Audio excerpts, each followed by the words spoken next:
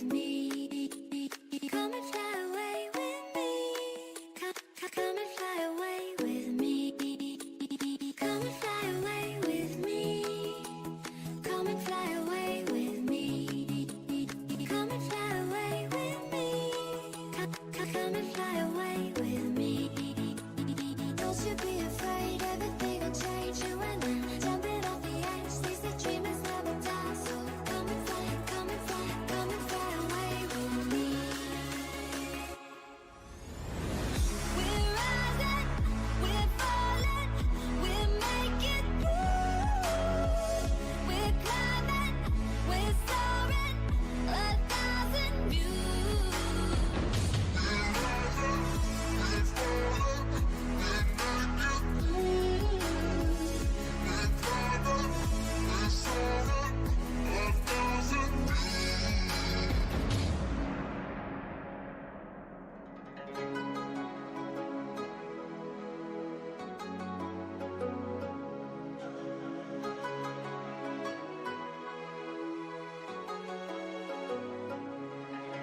Somewhere by the emerald sea, where the moon and water meet.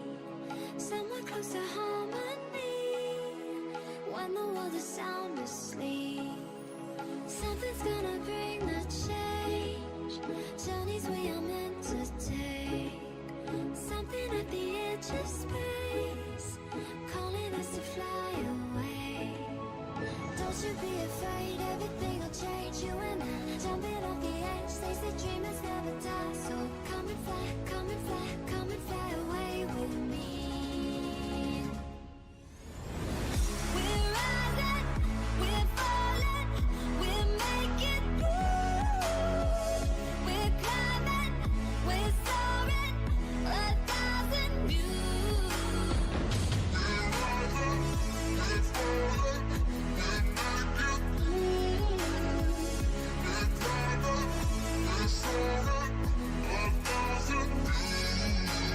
Come and fly away, come and fly away, come and fly away with me. Come and fly away, come and fly away, come and fly away with me. Something's gonna bring the change, journeys we are meant to take. Something at the edge of space, calling us to fly away.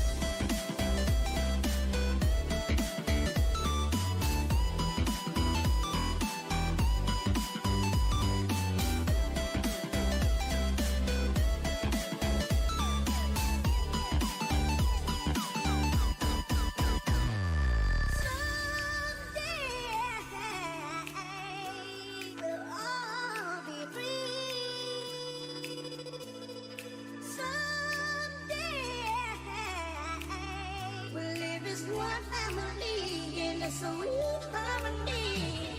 Someday we'll all be free.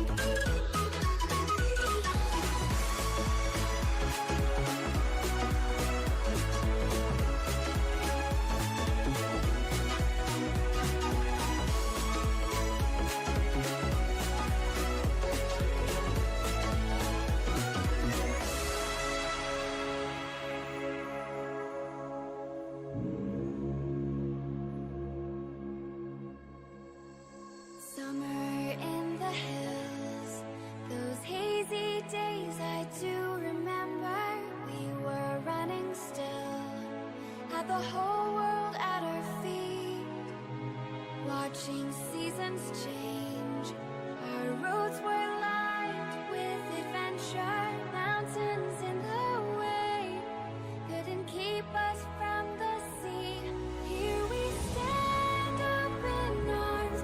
This is home where we are, ever strong in the world that we made. I still hear you in the breeze, see your shadow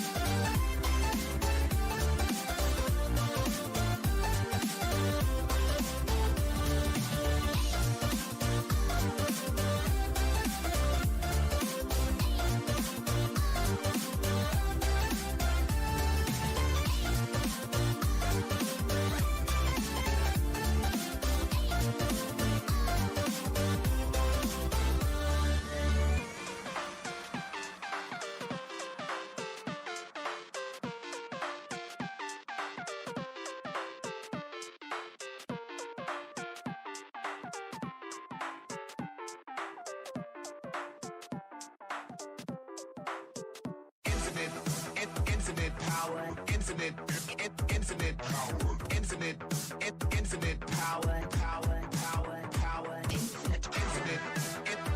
power,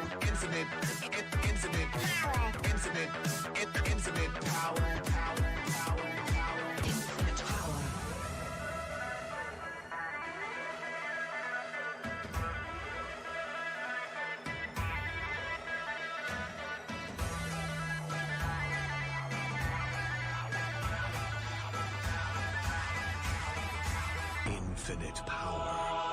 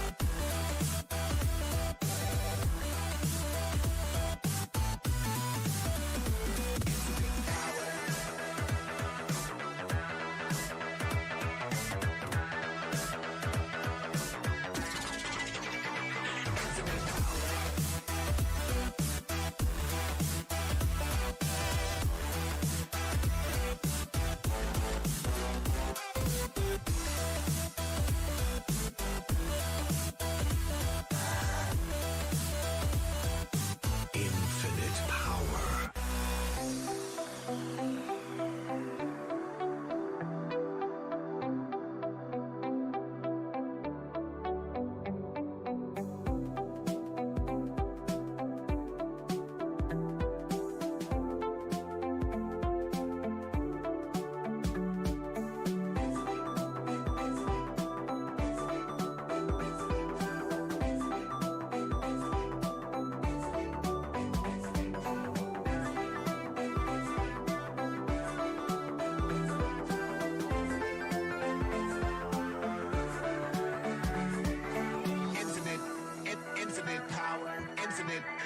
Infinite power, infinite power, infinite power, power.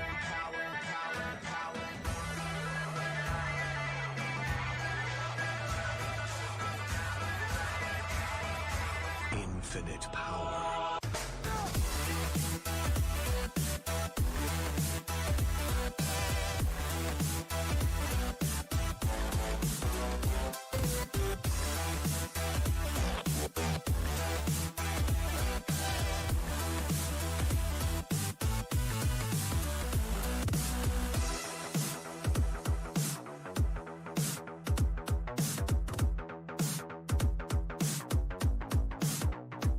Infinite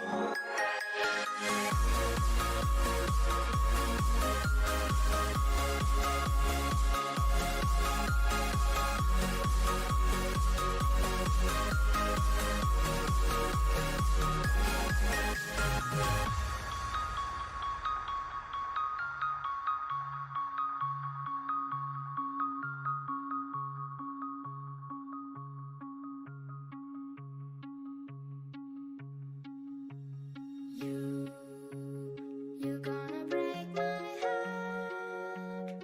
You're gonna tear it apart. No matter what you do, I'll still be there for you.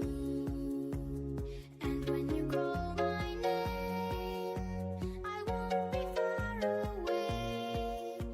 No matter where you go, you'll never be alone. Be alone, be alone. No, you'll never be alone. Be alone, be alone. No, you'll never be alone. Be alone, be alone. No, you'll never be alone. Be alone, be alone. No, you'll never be alone.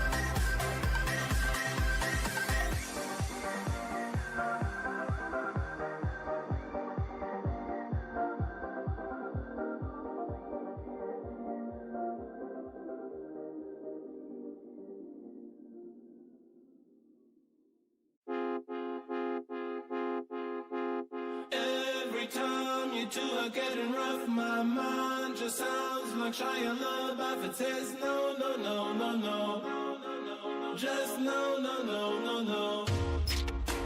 And every time I see him with you, my heart sounds like Shia LaBeouf too. No, no, no, no, no. No, no. No, no, no, no, no.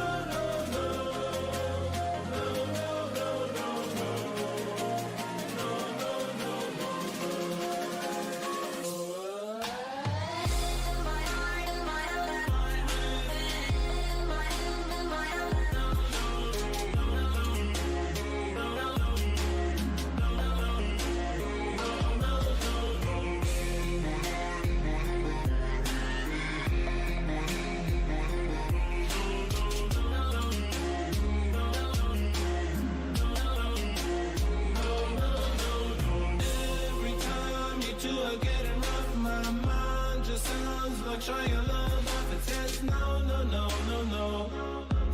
Just no, no, no, no, no. And every time I see him with you, my heart sounds like Shia LaBeouf too. No, no, no, no, no. No, no. No, no, no, no, no.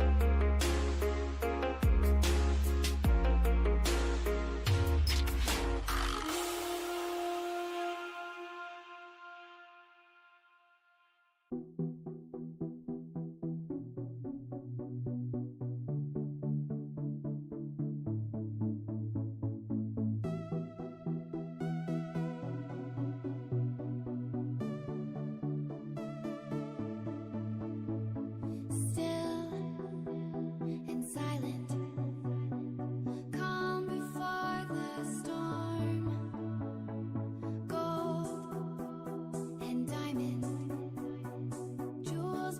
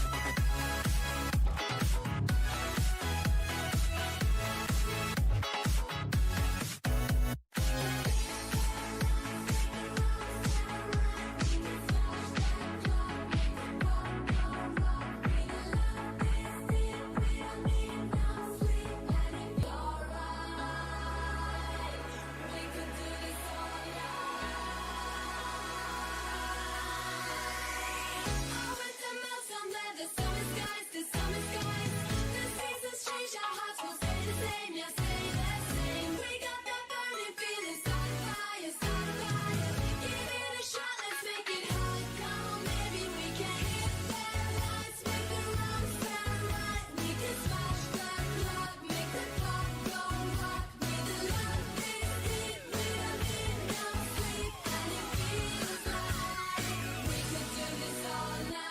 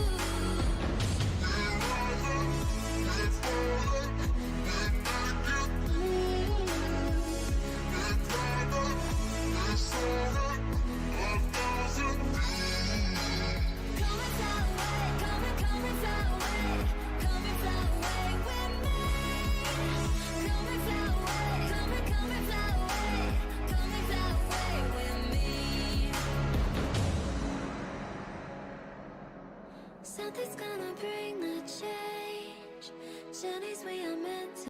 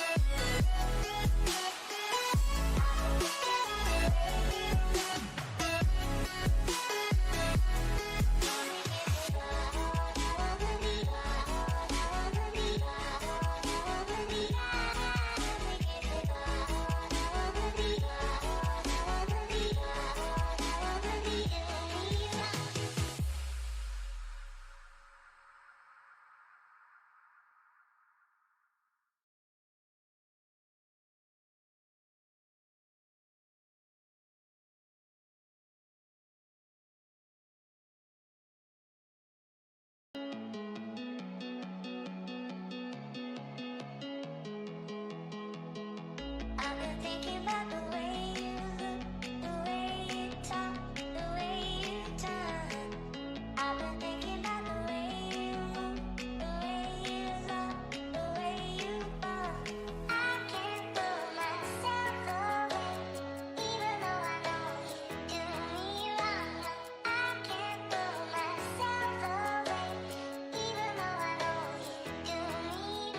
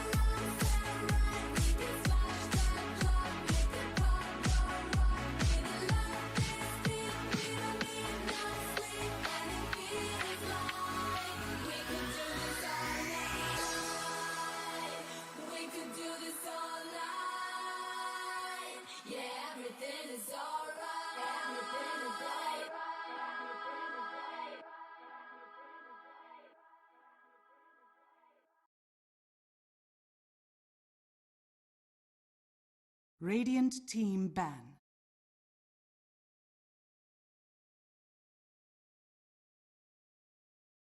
Dire team ban.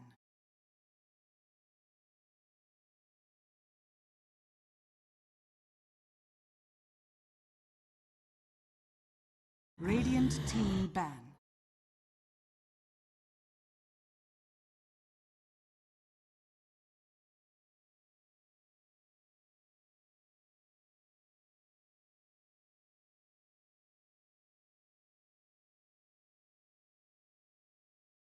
Ten seconds remaining. 5 seconds remaining.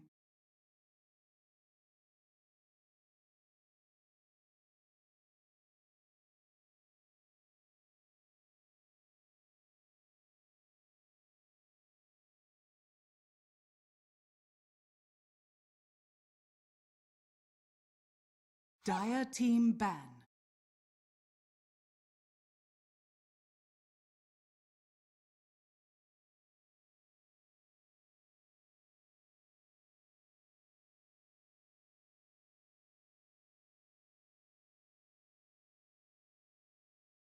Ten seconds remaining. 5 seconds remaining.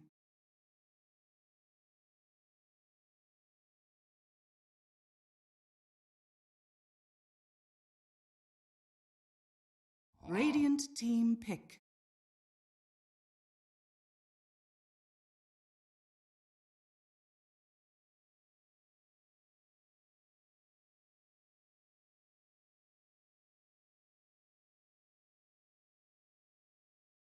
Dire team pick. Points away.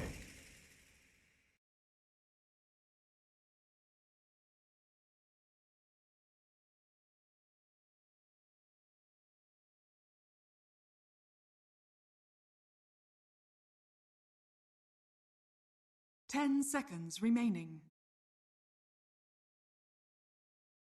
5 seconds remaining. Radiant team pick. Disruptor!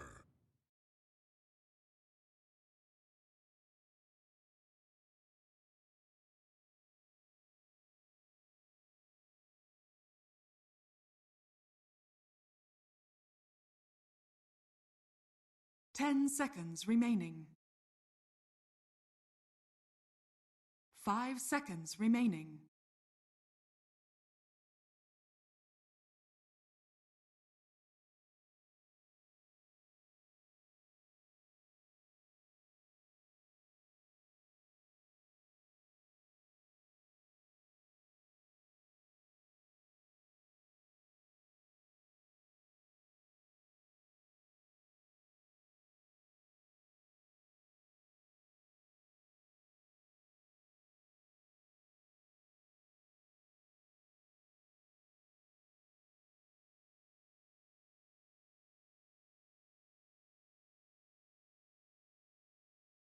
Dire team pick. Crystal Maiden.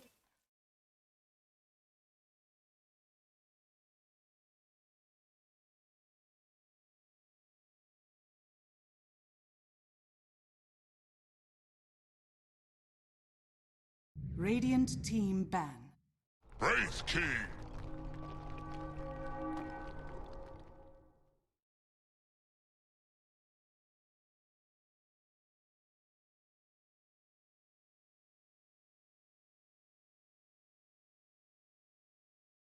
10 seconds remaining.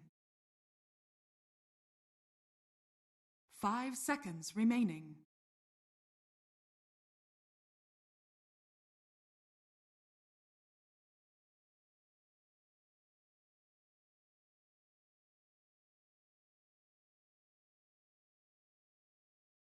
Dire team ban. Radiant team ban.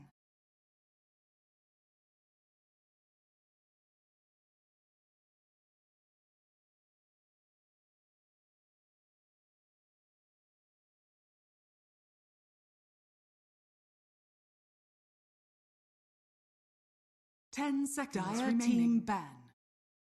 Radiant team ban. Dire team ban.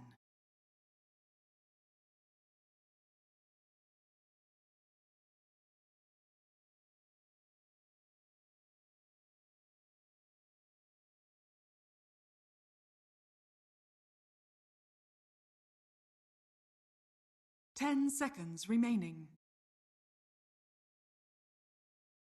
5 seconds remaining.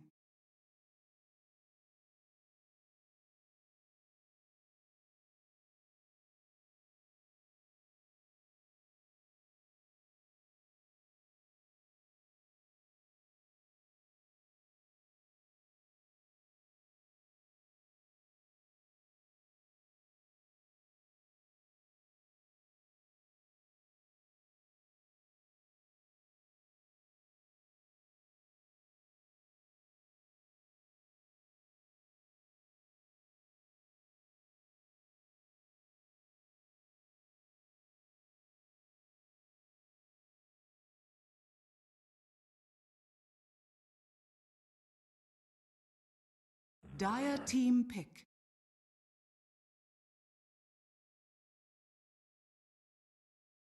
Radiant team pick.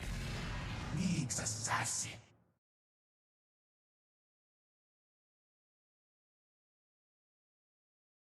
Dire team pick. Beastmaster.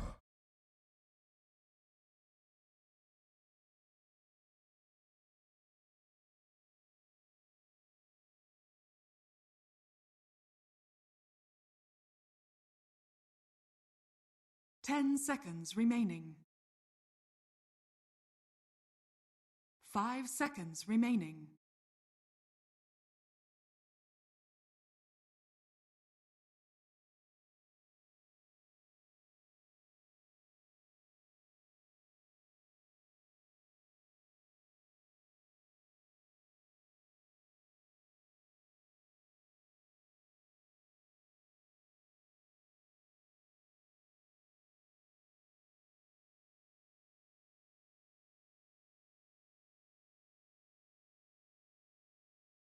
Radiant team pick. Abyssal Underlord.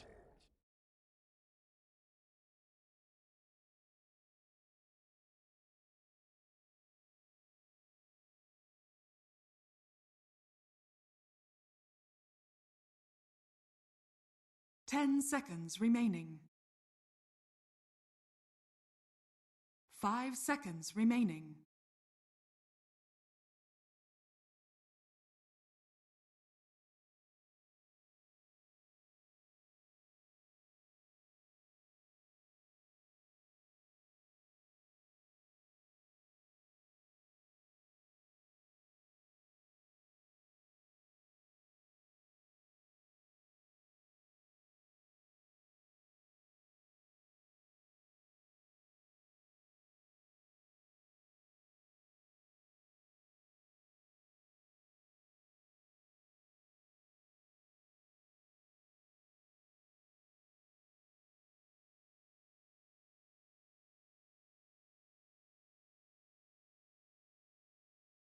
Radiant team ban. Soul Warlord.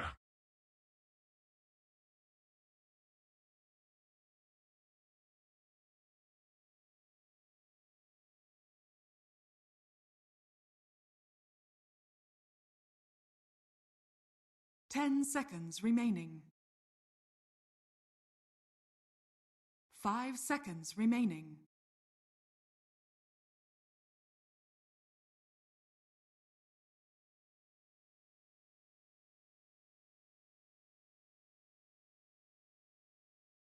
Dire team ban.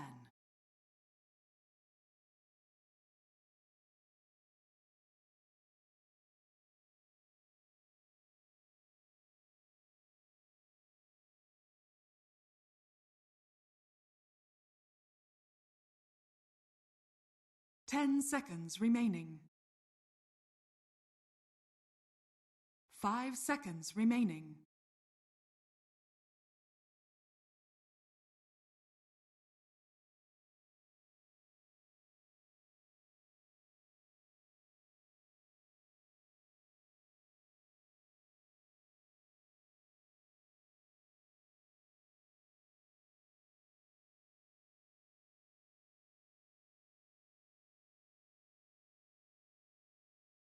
Radiant team ban.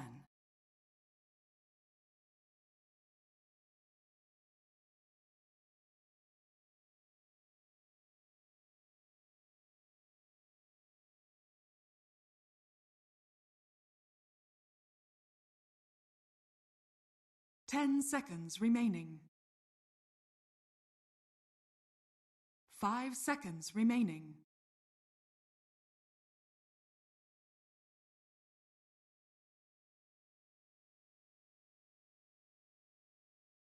Dire team ban.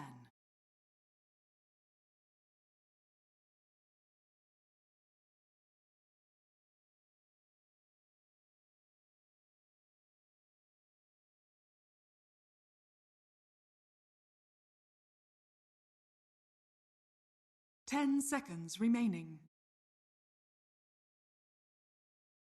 5 seconds remaining.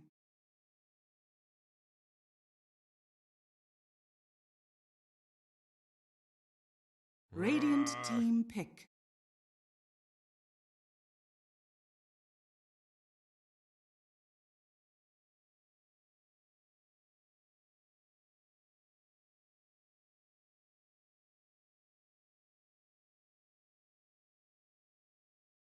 Ten seconds remaining. Dire team pick. Razor.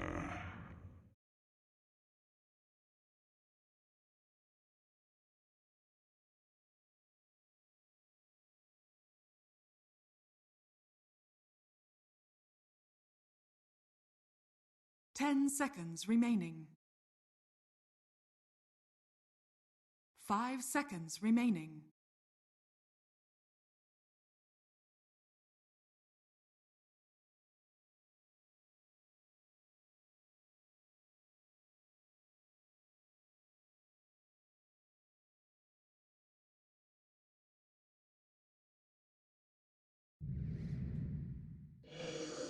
You may now select your heroes.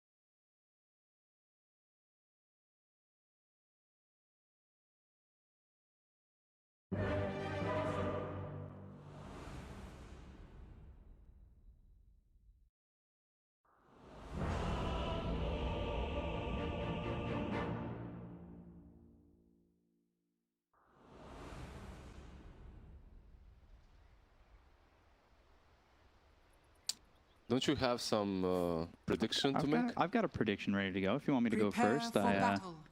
you know, was told of the folklore that is Turkish coffee. You know, just like the tea leaves, you can read into the future. I've got my Turkish coffee, my grinds ready to go. And they say when you finish a cup of Turkish coffee, you can see into it. What I'm seeing right now is a T1 victory. Look, Turkish coffee is drank quite a lot in Bosnia as well, and I can't go against it. I'll go with T1 too.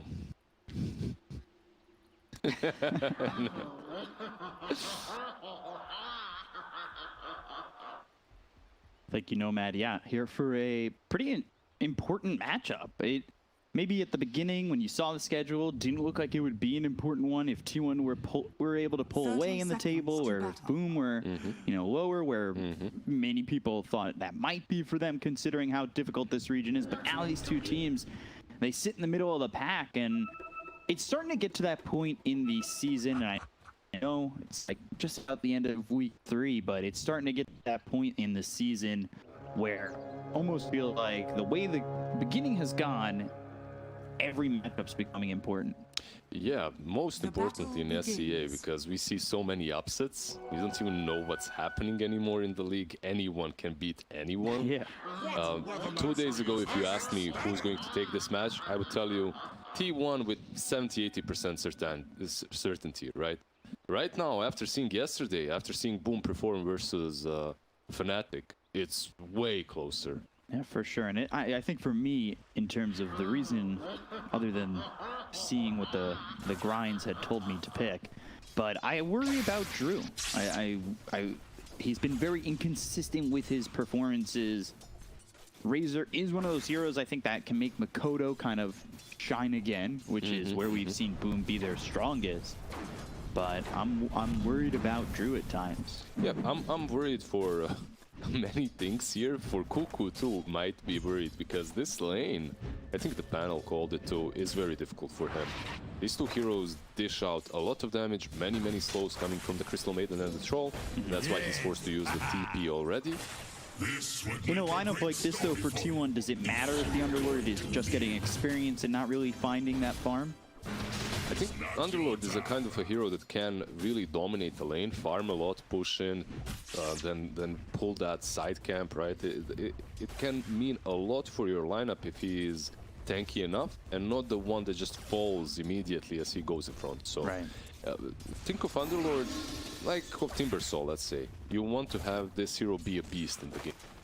You know, we see Timbersaws when they struggle in lane, they're unable to get anything done throughout the game, where it just feels like they're a big body, but nothing more than that. They're trying to frontline, they're not really accomplishing much, so we'll see if it really falls into the same line here for the Underlord of Curcuit. Yep. So far, looking at the lanes, what we got mid lane, Razor is stomping Carl, but Kodo is just dominating. He has 7-3 versus 3 of 3 of Carl. Is this where the matchup should be at the moment between Death Prophet and Razor? I don't see Razor a lot mid lane. That's one of the issues, right? Like, we've seen one Razor pick in the league complete. Yeah, Carl had that one lane pushing in, one wave, so I exaggerated it a little bit. He did bounce back after getting all the last hits. But he's got to maintain it, so we'll see if he's able to do so. Getting a little bit of lag here, but yeah.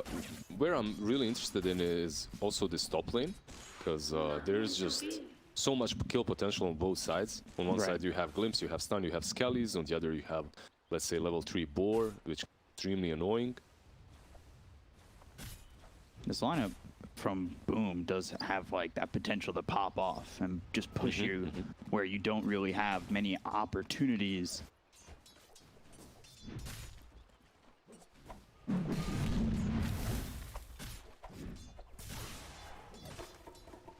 Hide, swashbuckle on cooldown. So. Yeah, that's it. Bristle, sorry, not Bristle. Beastmaster gets that level 3. He has the level 2 Boar, and suddenly you can fall victim to the amount of slows that they have. Hide, obviously, starting with the Orb of Venom.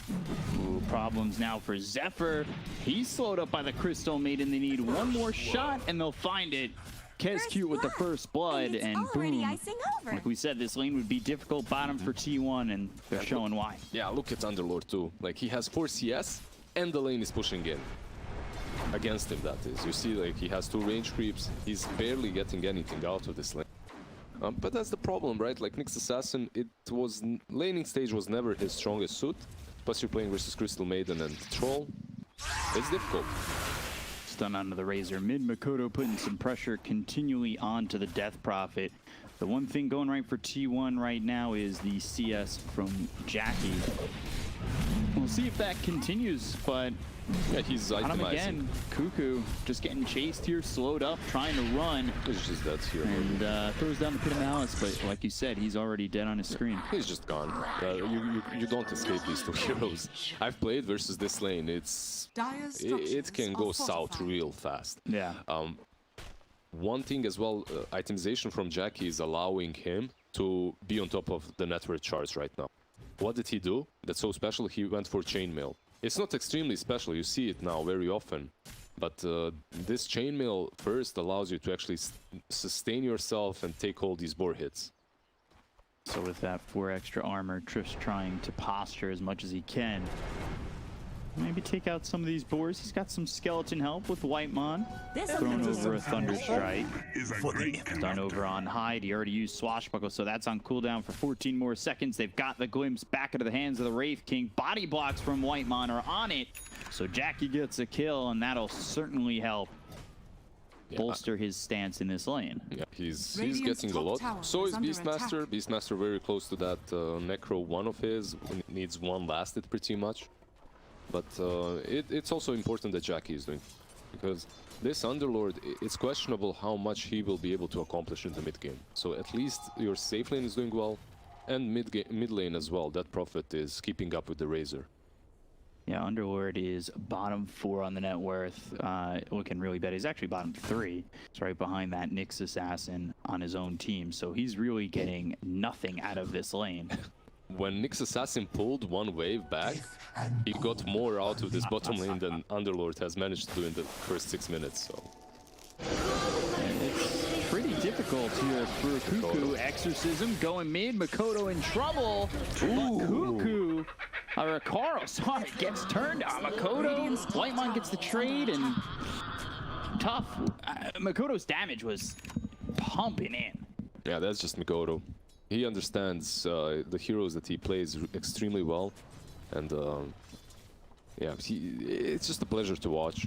My only issue in this game is he's not on anything flashy. Like, he's playing this very stable standard Razor, and he won't be able to make as many crazy moves in the mid game, even if you give him a good lane. But he's making one right now. He's on the top lane. Let's see what Makoto does. Again, I talked about how a lot of success for Boom has come from Makoto. They've slowed up Jackie. He's on the run. He's not even level 6 yet. Taking that damage away. Kinetic Field will keep the side of Boom from continuing on to this Wraith King. But this is a tier 1. Why did they rotate? Because they know that Prophet does not have ulti anymore. He popped it earlier, Carl, right? And because of that, he won't be able to take down mid tier 1. Meanwhile, Carti is up on top lane, and you can obviously take it so fast with Necros. And they took this tower really quickly. They pushed the Wraith King away so he can't defend it at all. And Whitemon, as well as Carl, were trying to push in the mid tier 1, but like you said, they don't have Exorcism. The damage really isn't much. It's 200, 300. Yeah, and it's literally one Cascute on his Crystal Maiden rotating in and defending it. Also not farming the wave, but giving it to Razor instead. They're making everything for this Razor. Royal Jelly for the Radiant side. He'll eat one himself and, of course, give the other to the 1 position. Troll's already got this Perseverance. He had the wand queued up, but we'll see if he even commits to it. He saved up 1100 gold. He looks like he's just going to go straight for the Battle Fury. Yeah, I like this a lot because he realizes, man, my lane is free. Yeah. I don't have to itemize it. Like if you compare the Wraith King and the Troll, like Wraith King, he had to itemize in that chainmail into phase boots, because if he doesn't, he can't lane at all. Troll, meanwhile, on the other hand, yeah, he's just a happy little camper standing there on bot and just farming away. And he's getting so much so far. He's top of the net worth, and that's only going to get into a bigger spread once he gets this Battle Fury. Remember, already up 2k. Remember that Drew also had a really good Troll performance already. Yeah. So we weren't on the panel overall satisfied by some of his performances, but in the last series, his Troll was on point. Yeah, it was like the first time we saw Drew really be who he thought he, thought who he could be. And he's doing it again here. I'm really impressed with what he's accomplished so far. Obviously, the lane is really easy, but at the same time, you still have to take advantage of that. Really good rotations overall. Oh, Glimpse. Glimpse, as well as the stun onto the Crystal Maiden of Kescute. They'll have the damage. They'll get the kill under the Firestorm Cuckoo. He gets something done. Gets a soaring out of it. Still sitting, though, bottom 5 on the net worth. really struggling, and if you compare him to the Beastmaster, he's 1,000 gold behind. Yeah, and the Beastmaster's lead is just going to ramp up even further, and he's going for... He has Necro 2, he's going to have Necro 3 soon in a couple of Radiant's minutes. bottom tower And is under attack. it makes Wraith King's Radiant life much harder, structures right? are Because you fortified. always have to keep in mind that you need that magic wand to get the mana back. You are playing versus Necros. Like he just casually queuing up a Divine Rapier. Okay. That's the relic, I guess he's going for Radiance, right? So Radiant's bottom Until tower he is under doesn't. attack. It's Until he just the doesn't, yeah, first just- item Divine Rapier. well, okay, Radiant's you know, bottom tower never is say under never. It can happen. Radiant's middle I'm a tower fan of is under chaos. attack. I would enjoy it. It's the first item Divine Rapier. Yeah, probably won't happen, but yeah. Yeah. Also, very interesting on the Wraith King that he went for gloves, but he's not going for Midas right now. It's kind of late for him to get the Midas as well. He still might. He might get it, but This'll come in handy. as long as he doesn't get Rapier, I'm happy. Let's put it that way. Buys the two items and just doesn't combine them. Now, a few years ago, there was this Dire's super top tower popular is under attack. Russian streamer. For the Russian audience, you probably haven't heard of him, Evil Artist. He would go for Refresher and Rapier. That was his build, and he would own. For almost going down, thinking about using the Rolling Thunder. They do have the Vendetta available. That's the way that Zephyr gets away on this one. Static Storm mid and another kill on a Kezq. Carl gets credit for that. They're killing off this Crystal Maiden, but at the same time, they're really not getting much else. No, you're fine with that. If you're Boom, you just have to think about your Troll right now. It has that Yeah. Battle Fury completed, and you see his farming pattern. Oh, White Mon, it might be a glimpse. Dire's Okay. bottom Burned tower out. is So under attack. White Mon, what he was trying to do is just set up wards in the triangle, because in that triangle Troll will be. And Yeah. you want to smoke up, maybe with Vendetta, maybe with that Silence, Disruptor ulti, and kill it. Unfortunately for him, they spotted him, and they won't have that vision advantage. And Drew, he's got that Battle Fury. Very quick Battle Fury. They've smoked up on Boom. They'll be heading towards bottom, potentially over onto Jackie, who, again, he does have this reincarnation. He's farming pretty quickly. He's not keeping up with the Troll, but again, we'll see what his item choices end up being. Still has that Rapier in quick fight. Mid lane, Curcuit gets hit with the Primal Roar. Looking to go in with the Rolling Thunder, hide, fainting it a couple times, but never commits to it. Yeah, better off, because that Prophet's ulti just came off cooldown, and they would definitely be able to defend the Underlord. That'd be tough. You do have that Necro 3. Yeah, you still Ready have to some go. things to work with. That's Yeah. definitely true. The problem is Pit of Malice level 3, Firestorm level 4. It's a lot of damage. Swashbuckle in, disarm, silence again. Now Glimpse. Oh, can't. Very well played by Radiant's the bottom Beastmaster, tower is under FBZ. attack. He purged Whitemon and also slowed him with the boards, so Yeah. he couldn't get in range for that Glimpse. Glimpse was also level 2. He only got level 7. And so now it's level 3, but again, even committing to that glimpse, you saw the amount of damage he was taking. I think if he commits to that glimpse, he's dead.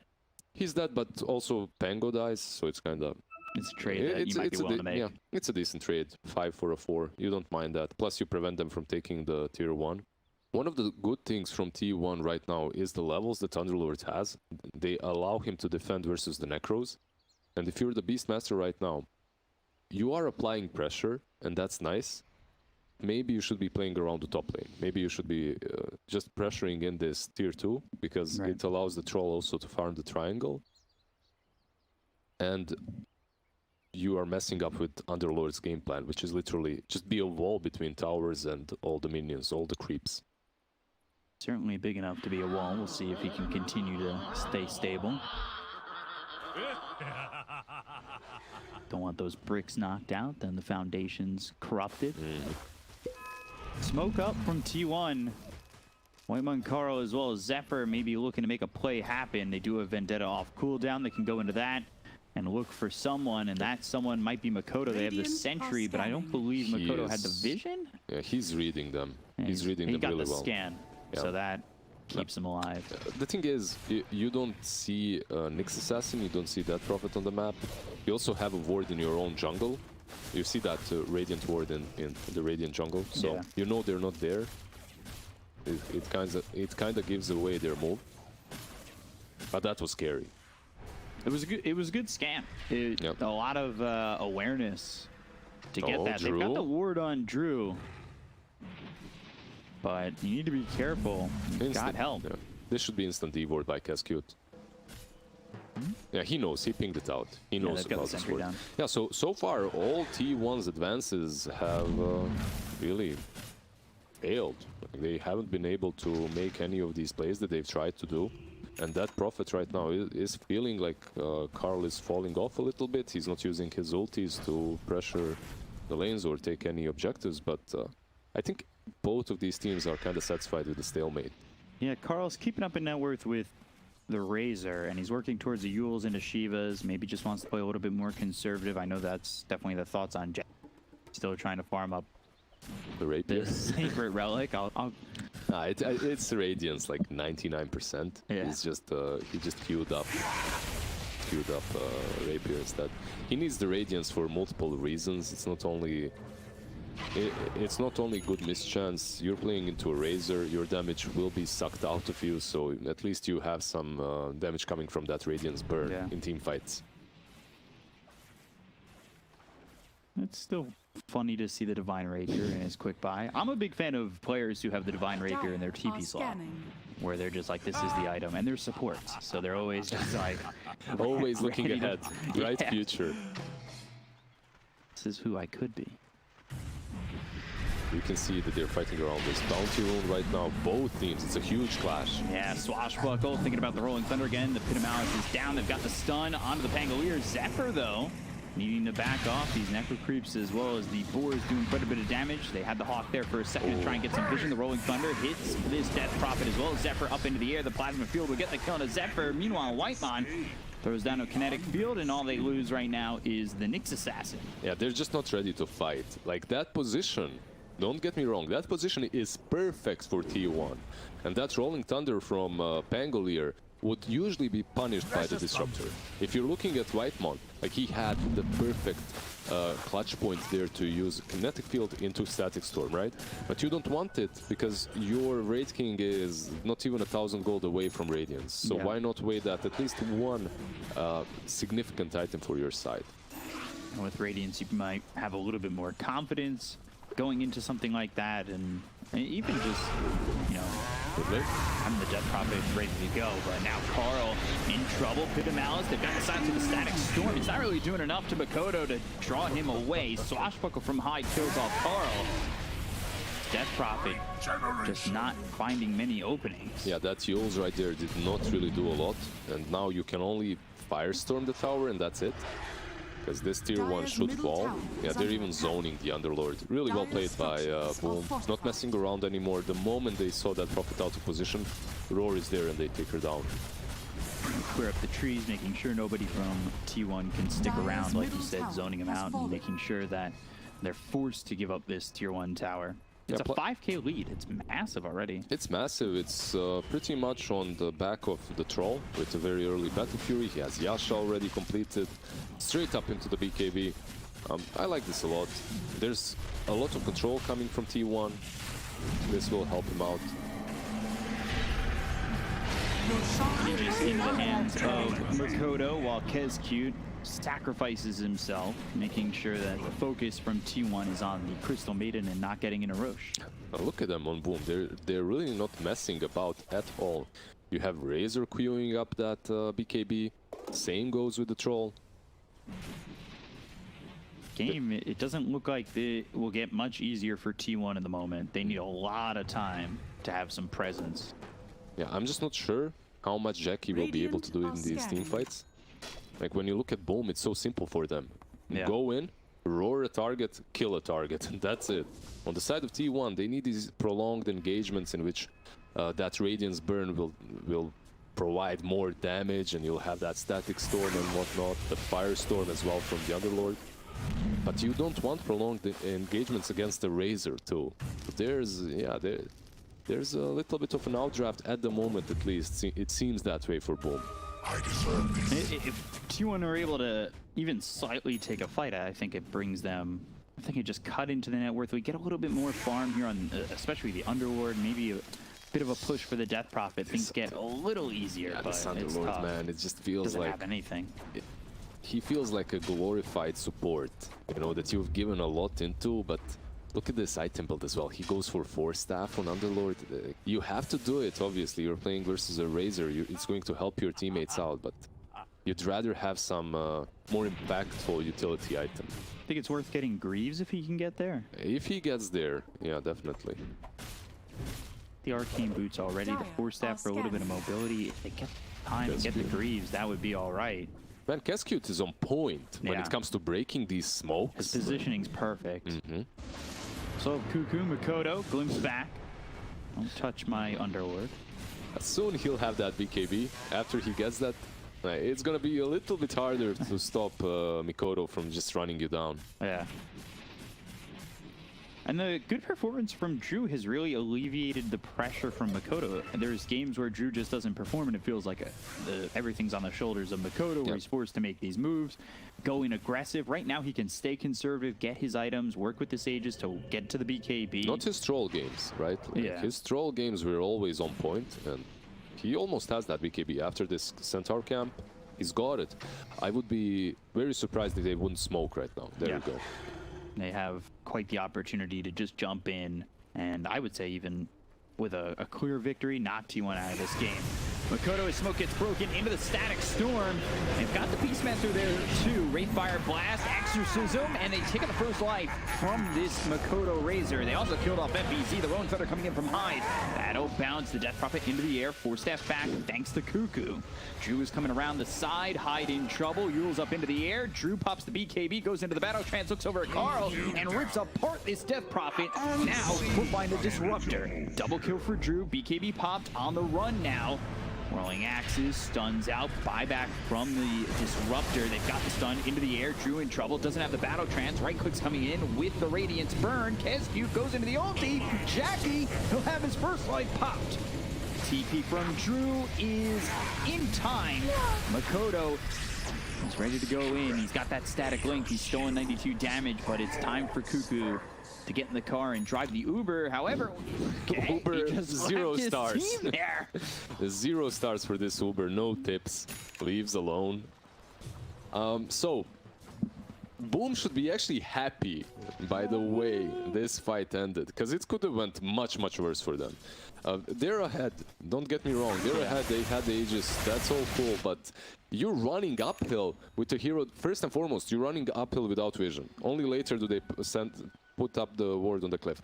Then you're running uphill with Razor first. Why not Beast first at least? So you can catch the target that's breaking that smoke. Yeah, he blinked in and it was right into the Static Storm. And- Ended up getting him killed. Exactly, like so many mistakes in that play. Like the smoke idea is good, you reached your timing, but you still have to be careful and disciplined about the way you execute. Glimpse back onto Hyde into the Pit of Malice. Hyde, he'll die to the Thunder Strike.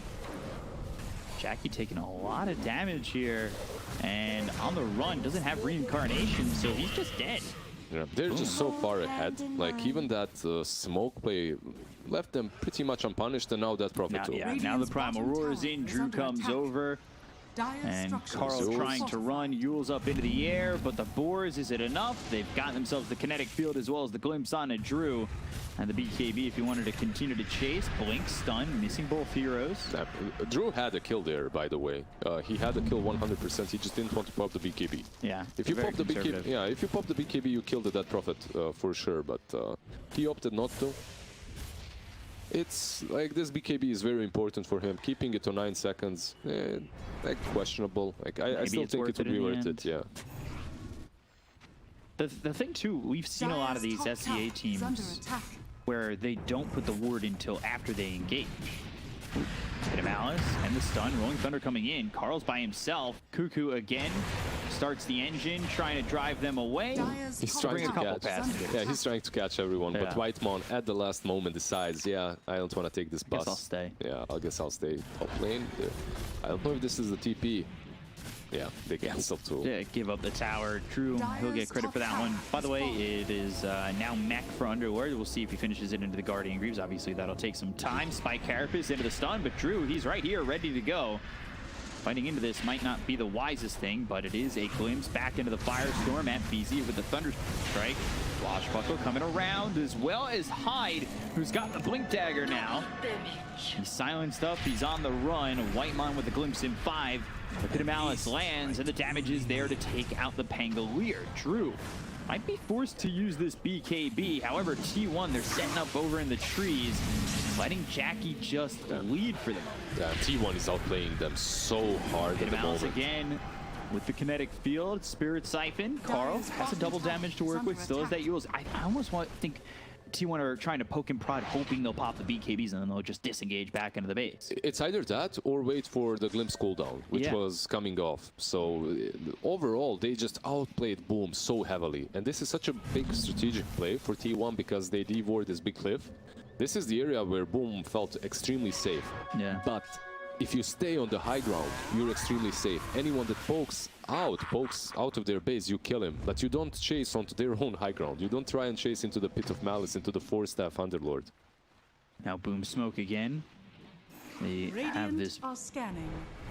smoke to work with, Primal Roar to work with, everything ready to go. Rolling Thunder in the Blink, that's always disruptive to these fights. Cuckoo as well as Zephyr gets seen. They use the Spike Carapace, they've got the silence on a Makoto as well as BKB, a 2-man stun onto the Crystal Maiden as well as the Troll who pops the BKB. Starting to right-click away onto Carl, gets the kill onto the Death Prophet, and now looks over at Jackie who will have his reincarnation popped. The rest of the team trying to help, but they don't have Static Storm. Zephyr just standing and watching, not much he can offer. Pit of Malice as well as the kinetic field down. They've got the stun on Drew. They get the kill on the Troll. They look over Makoto. They'll take out another 2 heroes down on the side of Boom, and Jackie still looking for more.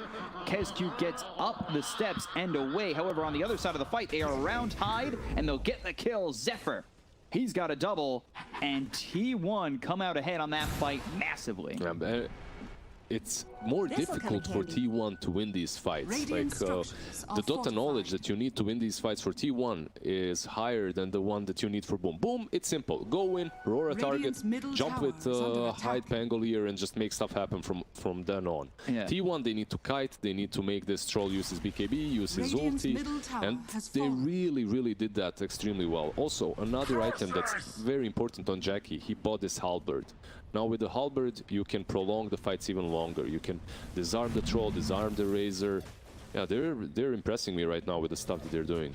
Yeah, it didn't even look like that fight was going to go so well for T1, but like you said, they kited the Troll, they were able to move around. Things. Yeah. It's the little things. All these little things just add up, and suddenly you find yourself as a Troll that has no HP and your ulti is running out. You have the Mech on Underlord, you have the 4-staff on Underlord. He's about to have Guardian Greaves too. Shiva's now completed on that Prophet. Big power spike for T1 coming in, and they're only down 4K. They've played the last 5 minutes or so really well. And Cuckoo, he's come back into this game. He's found his farm. He's going into what should be the Guardian Greaves. I'm assuming he's got 2K gold. I'm expecting him to buy out, but we'll see. They're just punishing Boom's over-aggression. But so far, they have always played on their terms. Every single fight was where T1 wanted it. Can they reach this Roshan? No, they're not going to be quick enough. Ooh, couple bashes. That delays it for a second. Will they still try and fight it? No. Yeah, it's cool. tough. Yeah, if they were to come up those stairs, I think it would be dangerous for Boom. Because obviously they have that second life, but moving in again with 2 lives, right? You have cheese on Razor now as well. Yeah, and this that's if he gets it off. I've seen a couple heroes, they're holding the cheese, they forget to press it, and chat goes wild. Yeah. Passive cheese. Passive peas. So right now, Boom obviously has a strong advantage because these prolonged fights can still go their way as they have 2 lives on 2 heroes. You have the cheese on Razor and the Aegis on Troll Warlord.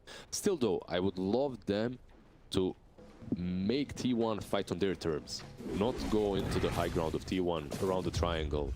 Interestingly enough, T1, they're the ones who are smoked up. Blink as well as the stun that comes out of Curcuit. They've also got the glimpse back over onto this Pangolier. They'll throw him into the Static Storm. They've got the silence in the kinetic field around him. 1 right click from Jackie gets the kill, but coming over is this Razor.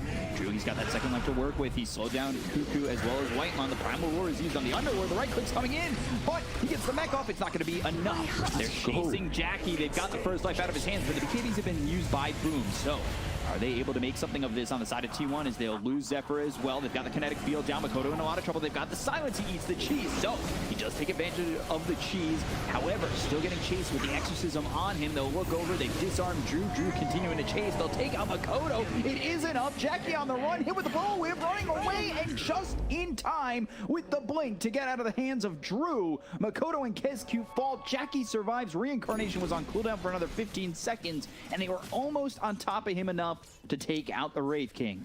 Man, T1 teamfight execution is very impressive right now. Very impressive. Not only that, but the fact that they smoke up instantly into the Aegis and Cheese. So why do they do this? Usually a team that gets the Aegis and Cheese usually think that they have a little bit of a leeway there. You know, we just took Aegis, we just took Cheese. Let's take over the map a little bit. Let's be a little bit greedier. The enemy team isn't going to try to do any plays. But T1 do exactly that. They make a play, they kill off that Pango first, then Underlord, yeah, he does fall. But most importantly, Wraith King, after being killed first, he blinks out.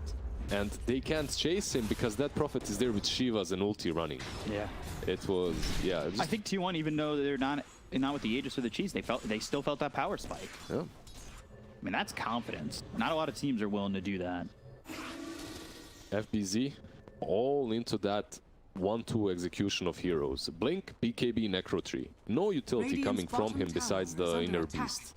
That's it. A little bit of auras coming from Necros, obviously, but falling off a little bit. Cuckoo's gone the route of the Lotus Orb instead of finishing off the Guardian Greaves. We'll see if the Guardian Greaves comes after, but I like the Lotus Orb pickup. I'm fine with that. It's one of the best items versus Razor and Beastmaster. All right. You want to pop it on that Wraith King, he can't get the chain on with the Razor, right? Like you can't static link him. And also Roar is way more difficult to use. Under attack. Damage sitting top. Up by Drew. Dangerous. What's happening on Boom's side besides Beast? We have... Ooh, Glimpse. Drew not able to join this, and just not allowed to have mana. He does have a Crystal Maiden. That will give him some. There's actually a Mage Slayer from Mikoto right here. Alright, 35% less spell damage. This is something that I've heard players discuss versus Dead Prophet as well. It is spell damage after all, right? So it doesn't matter if it's physical or not. It still should reduce the damage output. We haven't seen many Mage Slayers in the game so far. Yeah, especially in SEA and China, right, region. Yeah. I don't think we've seen one.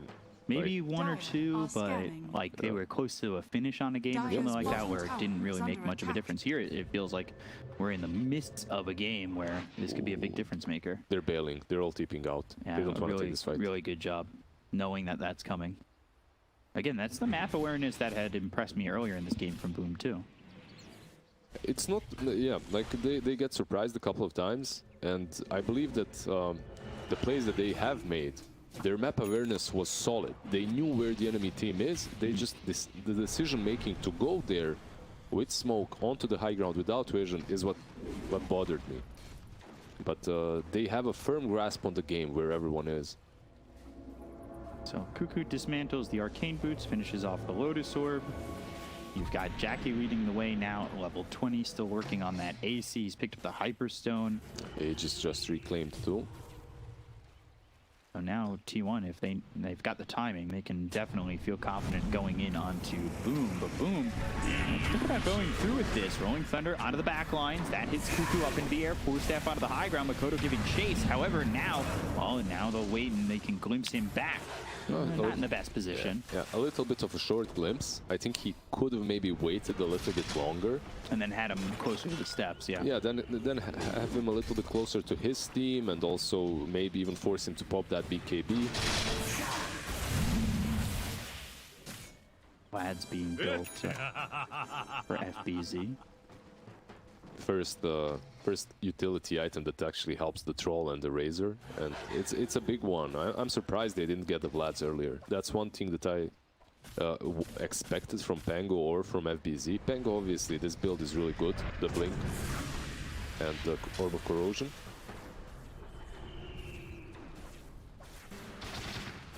Blink Orb of Corrosion going Yule's next. Meanwhile, Abyssal being built for the Troll of Drew. And then Satanic.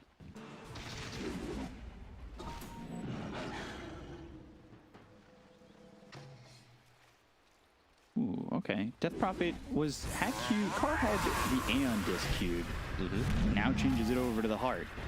Okay, some more sustainability in team fights. So he's moving away from being worried about being blown up and just being worried about living long enough in fights. It's an interesting choice, though. Very interesting choice. He understands that he's not the... Dire's bottom tower has fallen. Don't get me wrong, he does deal a lot of damage in these team fights, but his main objective is to create as much chaos as possible. The damage coming from Firestorm, the damage coming from Wraith King is really important. And they need to survive, so someone needs to go in first. Are fortified. Smoked up, coming back towards their triangle. They're aware of T1's positioning at the moment. They got the scan, so they know somebody's around. Makoto coming with the spider leg. Smoke. Not broken just yet, but they know he's there. Plasma field used. T1 still sitting, still waiting. And now they've got the Exorcism as well as the Sheep's BKB, as well as the Primal Roar that comes out. And the Carl taking a lot of damage very quickly. He's going to be killed off immediately. Now they look over at Jackie. They pop his first life. They'll find Curcuit, who's trying to get a Dark Rift away. He should be able to do so. Can he get Jackie with him? 5 stars. I wouldn't rate that Uber 5 stars, man. Maybe 5 stars later on, but what happened before was... like, that Lotus Orb had to be on the Dead Prophet immediately. Yeah, it was a little late. Yeah, it was so late. It was after Roar. I wouldn't be surprised if Dead Prophet just... he's gonna be like, screw you guys, I'm buying A on this guy. I can't rely on this. I need it. Ooh, they're still going. Look at this. Boom, coming over. Zephyr spotted. Well done by him. Spike Carapace, Force Staff, blink away with the Vendetta. I like that from Zephyr. Well, cheeky play to get out when Boom seemed to have their hands around his exoskeleton. Yeah, the thing is, Boom, right now, they don't even care about the buyback on that Prophet. Even if she does buyback, there's no exorcism. They use the top. Jackie leading. Dangerous to lead. Primal Roar is available. Dire's middle tower has fallen. Finding this tier 2 doesn't work out. They'll lose it. Double siege creeps here. AC picked up for Jackie. And rush response. That's the most important thing. Like, you take the outpost. However, T1 done out on a Kesdu. TP's coming in. Rolling Thunder with the blink. High disrupting this fight already. It allows the Crystal Maiden to get out. Little dust thinking that the Nyx Assassin's coming over. The Aegis is picked up by Drew. You've got the Refresher as well as the Cheese picked up by Makoto. Yeah, that's really nice on him. Double damage for Jackie. They won't fight into this, though. That's rough. This one's a lot rougher to fight into. Actually, they gave the Refresher Shard to Troll. I don't mind that at all. I was just thinking, okay, Razor, double ultis and whatnot could be fancy in the next couple of fights, but also, Troll, he has that Aegis. He can pop BKB, ulti, Refresher, then use everything again. That's probably more worth it. Because the only way you'll lose these fights is if T1 prolongs them and kites them long enough for Troll to use his BKB, use his ulti, and then just die twice. He's also hit that level 25, yet to take a talent, though. Not trying to decide. Strong Dispel, pretty good right there. What do you need it, though? In a game such as this one, probably Trans Duration is more solid. We'll see. The duration is probably fine. 8.5 seconds. Yeah, and there it is. Not broken at all, man. Unkillable for forever. He also hit a huge power spike. We didn't talk too much about his items with this Abyssal Blade with MKB. He's probably going to take the Penta Sword now away from Razor. Yeah, 45 damage, 80 attack range. Yep. 20% chance to reduce enemy hero movement speed by 20%. And it's a Troll. You're going to get that in 100%. It's not 20. It's not 20. Yeah. It's more like 100. Yeah. Yeah. I've heard you on Lacoste cast, and there's some math problems here. Glad you can join in on the math fun. FBZ and the Primal Roar, they'll find Carl. And Disc isn't going to help you get out of this one. Spirit Siphons, too. It's just not Meant enough. to be. It's just not meant to be. He's trying to survive as long as he can, but at the end of the day, He's buying Yeah. some time, but he doesn't have a buyback now. That's 80 seconds without a buyback. Troll has everything. He's ready. He's running in alone. yeah. Oh, that was a bad position to die in, man. That was really rough. Wise from FBZ, cutting down the trees, finding the Primal Roar. They even had the is ward on rough. the side. You see that there on the cliff? The Tinker ward? They even Yeah. had that. Didn't help it. This is at least the Setarax, it seemed.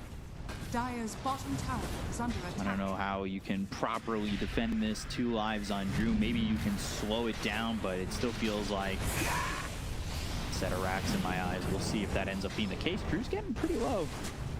Yeah, you just have to poke them. Slowly poke them. Mana burn, then a stun. She's already eaten. Makoto taking a lot of damage. He's inside the Static Storm. Jackie, though, can't get the finishing blow. Cuckoo's dead. They'll buy back on this Underlord, but they already got the first life out of the hands of this Grave King. He's got 38 seconds that he needs to live. Otherwise, it's troublesome for T1.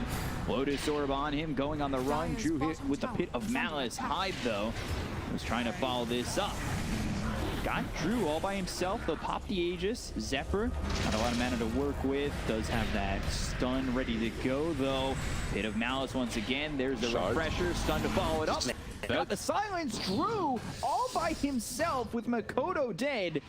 Oy. Yeah, his teammates are nowhere to be found. They were too low, they all bailed, and even that shard is just wasted. The way they... T1, their high ground defense throughout this game has been stellar. Like, the way they're playing the high ground defense is insanely good. It might be a little bit of boom, overreaching, trying to do a little bit too much with what they have, but you can't blame them. They had cheese, shard, Aegis, right? Like, Yeah. you have everything. And it felt like a Setarax was going to go their way, and then they just overplayed their hand. The thing is, I think they didn't even overplay it. I think they just didn't do enough. When you have such a huge advantage, and that Prophet doesn't have a buyback, you just go straight in with that Abyssal, you blow a first target up, and then you go on from there. But they kind of tried to play the poking game, Radiant's right? top I tower poke you a has little bit, you poke me a little bit. Radiant's middle tower is under T1 attack. pokes harder. Now they're onto the high ground. They might be the first ones to break the high ground. They've got Exorcism ready to go. The Glimpse Dire's structures might be are troublesome fortified. if Boom come too far forward. You try to poke a little bit. Yeah, like Oh, you the said, shard as T1 well. has the poke game. Oh, this is so good from Whitemon, man. You use that shard on Wraith King. Radiant's Every top time tower is it hits him, he gets that additional attack speed as well. This could be, if you come this far forward, you get Glimpse, that's a bad spot. Like, Whitemon could do so much from so far back. There's the Lotus Orb finally bouncing back a Primal Roar. The Rolling Thunder soon to be ended. Let's see, are they gonna look for something on the run? Ooh, Okay. Jules. Okay, Whitemon, he'll be the scapegoat. Yeah, He's fine with that. he's fine Dead with for that. 100 though. He's dead for a long time. Has Buyback in 70 though. Yeah, So so- it's not the, you know, he'll have it. there we go. Yeah, with the buyback being available, he also has that static storm. It's dangerous to fight into the Disruptor. That Glimpse, man, level 4, the reach on that. It's insane, hard to know if you're safe when you're pushing forward. Yeah, when you're fighting like that with Disruptor, you have to go all in. You can't just think about it, then go back because one of you is getting glimpsed. Yeah. Ooh, Spell Prism for the Radiant side. Yeah, we'll see who grabs that one. It looks like Pango will. They could also give it to Beast. It's really nice of him too. Moved into an item slot now for the Razor. Again, over bottom. There's the stun immediately. Right clicks in as well as the silence. Drew in trouble. But there's the blink as well as the Primal Roar. The force that back with the Rolling Thunder coming in. That's hitting out of the Nyx Assassin as well as the Underlord. They get the kill with the Abyssal Blade. BKB popped by Drew. Makoto's in deep too. But are they in too deep? They've got the glimpse as well as the Static Storm. They'll get the kill on to the Troll. That answers that question immediately. Yeah, your question was good. Razor is actually being chased, and Yeah. remember, he literally just now finished the North Fire. They went even before he had it. He won't have buyback if he drops. They've got the silence. They'll follow it up with the stun. Nowhere for Makoto to go. Again, Boom getting a little bit over-ambitious. They're in so far. And I've loved Zephyr's play. Every time there's a Primal Roar coming out, he's ready to just be there to throw a Spike Carapace. The Lotus Orbs have been kind of on point the last few minutes or so. The last few minutes definitely from Underlord. They're just showing class and experience against Boom. Boom, they're just running in and hitting their head on the wall. They're trying the same play. Like this time around, they were a little bit more decisive, right? They jumped in, they jumped in far, but not everyone did. And if there's no follow-up, those Dead Prophet spirits, man, they hurt. There were only 2 targets around her. She has this ulti now, and The Thunderstrike on Wraith King yep. with a leveler. There we go. The ulti popped. Carl will focus on the mid lane while Jackie will destroy the top lane. Has fallen. These buildings starting to crumble. Radiant's top barracks has fallen. This is now a really poor situation as Boom looks like they're going to lose their net worth lead for the first time this game since has fallen. minute Since 3. minute 3, yeah. Just very disciplined play by T1, playing their hand extremely well. It just shows that even if you're behind, taking proper team fights on your turns can win you the game. Knowing your limits. Knowing your limits can also win you the game, but Boom, they failed in that department. That subject, they did not pass. This game, at least. Now, that's not to say the game is over or anything like that, but Boom have definitely made it closer than it looked like it should be. No, of course not. It's not over, but some things that are coming for T1 are difficult to deal with, like this Linken's Aeon Disc combo on Dead Prophet. Carl just wants to survive. Yeah, you have the Abyssal on Wraith King too. This is another Roche that they're giving away, though. Yeah, I don't really think that you have to give this Roach away. I know you don't have Exorcism, but you can certainly fight into this. Aegis Cheese, Ag's Blessing. Ag's Blessing for the Beastmaster. Why? Definitely felt like there were better options. Conductor. Are they? Is that really their best option, Beastmaster? I'm feeling like almost anyone else. Yeah. Razor, Troll. Razor, yeah, Troll gets silenced, I suppose, right? And that's the only thing he worries about. Like, so, not too much to dispel, but still, I'd rather have it on Razor, let's say. Yeah. All right, that's their choice. But when you look at T1 and the fact that they didn't defend that rush, they're pretty much very well aware how their lineup works. They need this stable front line and the back line. They need to have a formation. If you break formation, you lose. This Troll jumps one target with Abyssal, Pangolier is bouncing off walls, right? They need to set the perimeter and take teamfights where they want them. It's extremely important for them. I'm reiterating this so many times, but that's literally winning them the game right now, or at least have put them in a good position. I think T1 are confident in just defending against this Aegis. Yeah. Crazy that they let it go, but I mean, I guess that also, it shows just confident in how they're winning these team fights, and they must be thinking in their minds like, these fights have gone our way so well that, you know, let's take it. Let's go into an Aegis. Who cares? They lost that net worth lead as well because of obviously Rush Kill and Ag's Blessing. Solar Crest almost finished for Whitemon. Put everything into this Wraith King. That's The it. Thunderstrike, the Solar Crest. Let them do all the work. Yeah, he has that Blink Dagger right now. He will obviously get the Swift Blink at some point as well. And I think that should be, or looking like that should. No, I believe so. Maybe he can save for the buyback first. I don't believe he hasn't. He definitely doesn't have enough. So get that buyback gold and Swift Blink, then you get it. Meanwhile, Curcuit is holding this Aeon Disc locked. Yeah, that's how you do it, right? You don't... He's been getting jump first every time, so... Yeah, but this is still how you do it. You don't want to buy an Aeon disc and then put it on cooldown because of Crystal Maidens, Crystal Nova, right? Yeah. Like you let them jump you and then you activate it. Yeah, it's 2 clicks literally. It's very fast.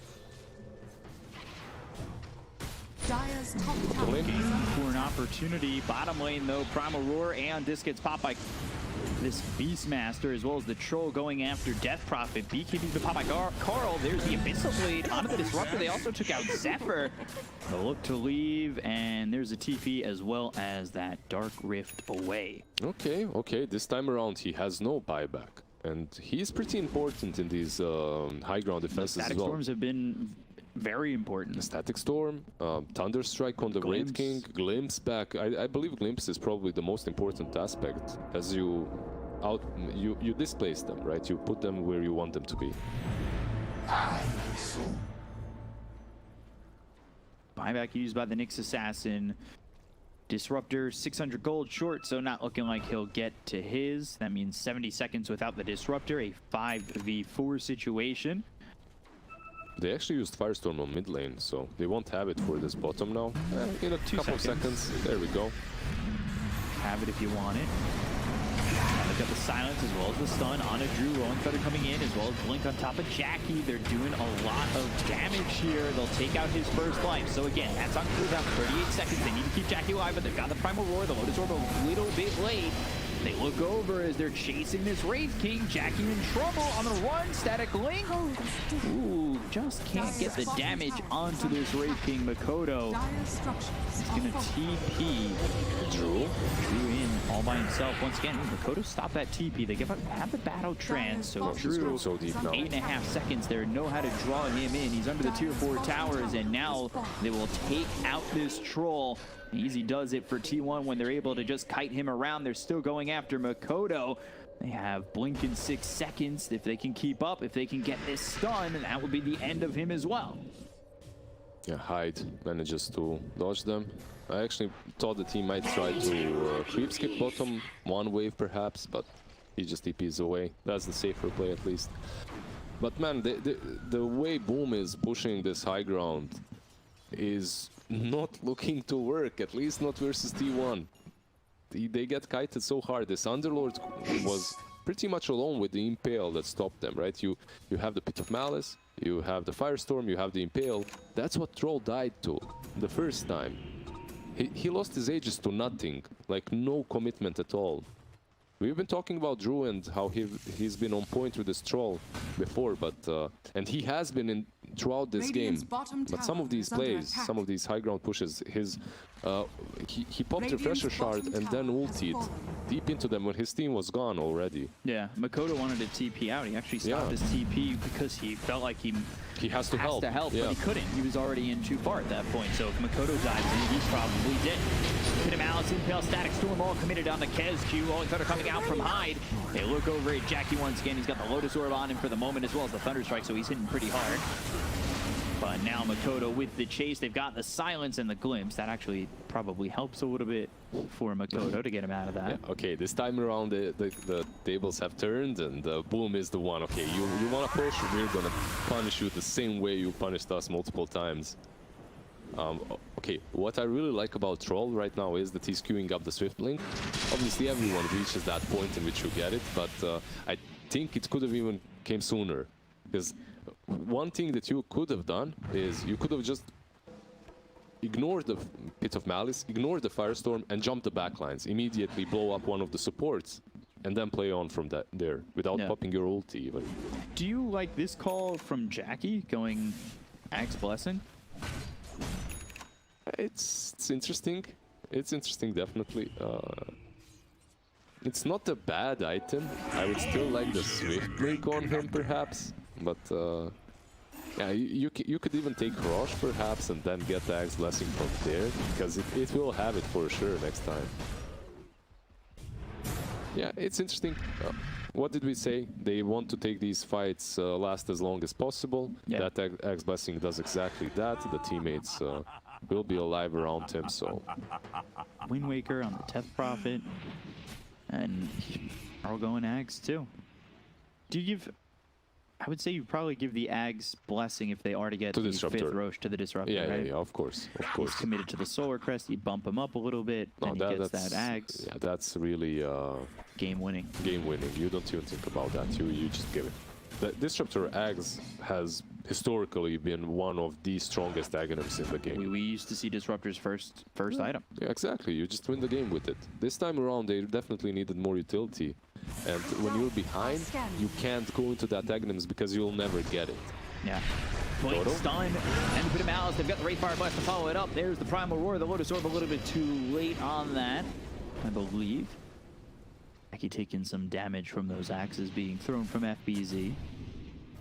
He actually didn't have the Aghanims equipped so far on Great King. He just put it in after this small skirmish. I was thinking, okay, why is he doing this? What's the idea behind saving the Axe?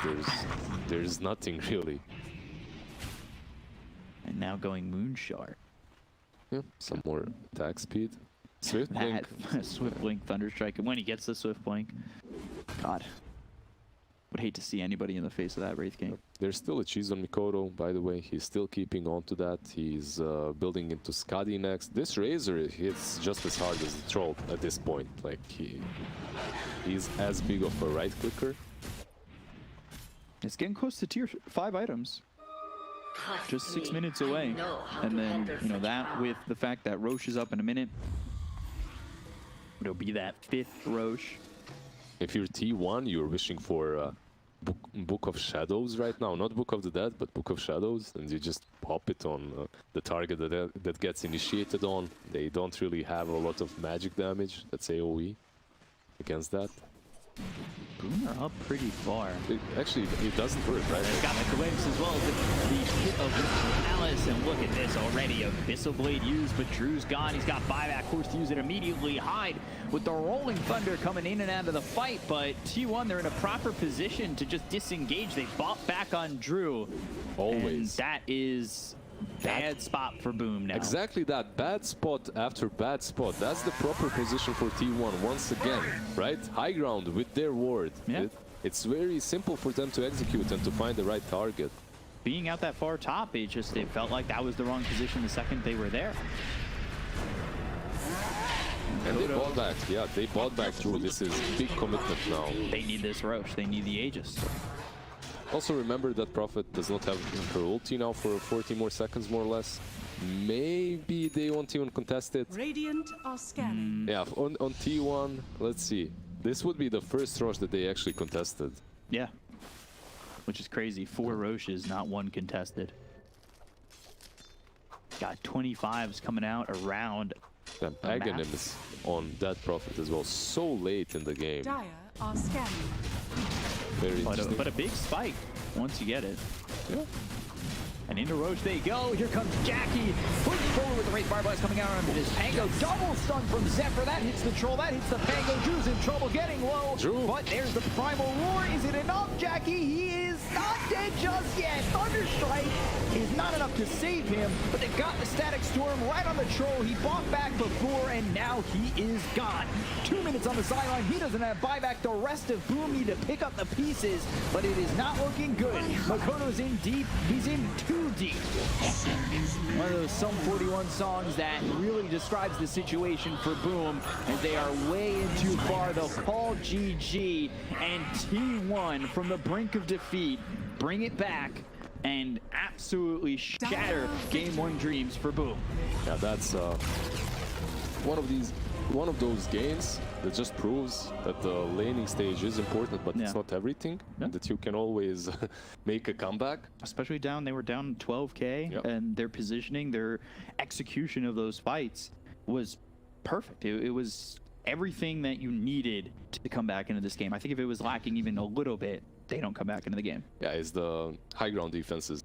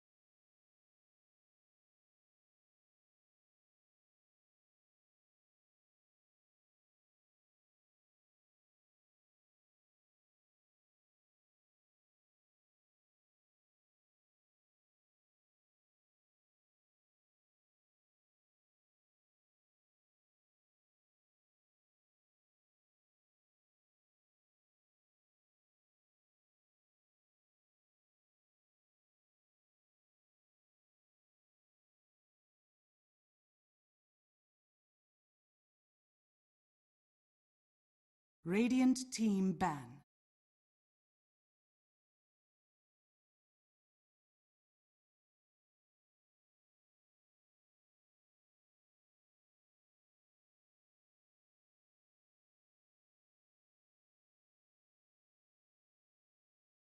Ten seconds remaining. 5 seconds remaining. Dire team ban. Radiant team ban.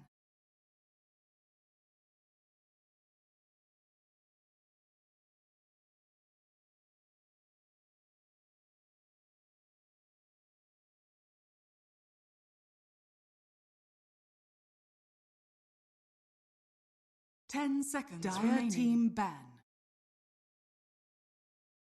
Radiant team pick.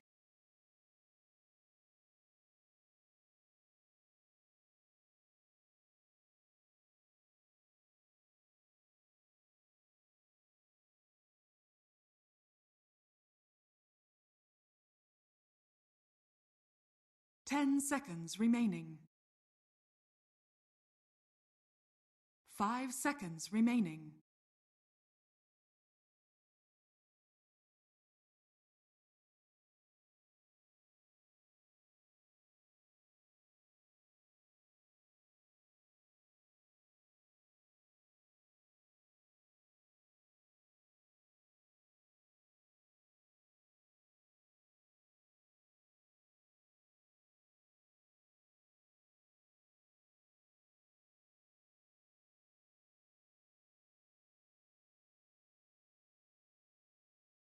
Dire team pick. Earth Spirit. Radiant team pick.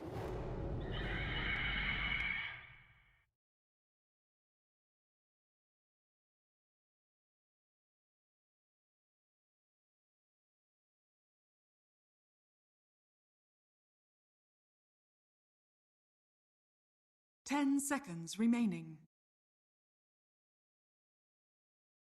5 seconds remaining.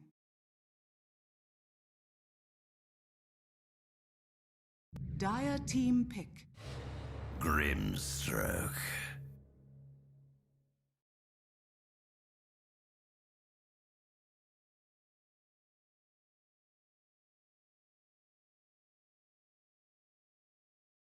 Radiant team ban.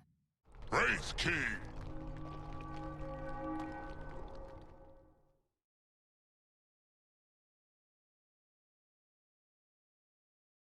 Dire team ban.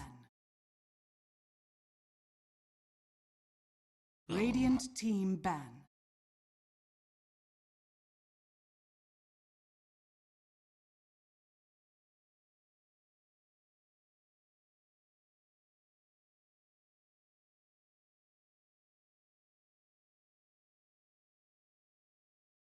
Ten seconds remaining. 5 seconds remaining.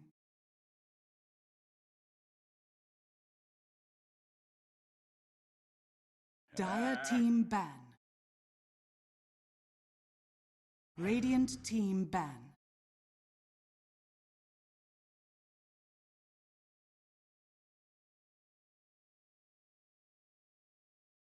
Dire team ban.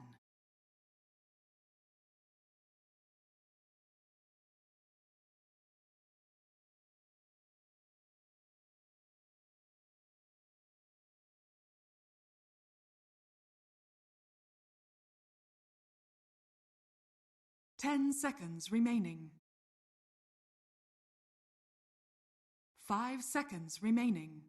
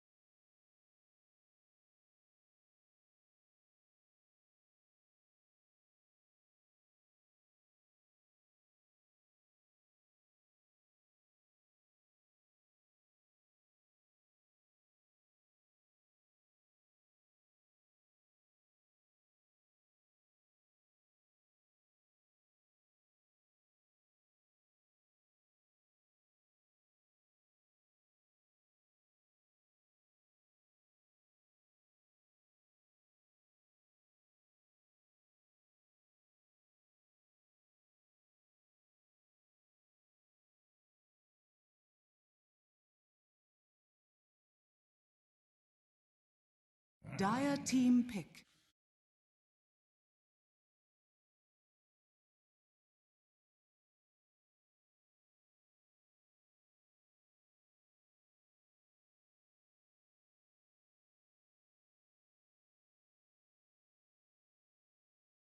Ten seconds remaining. 5 seconds remaining.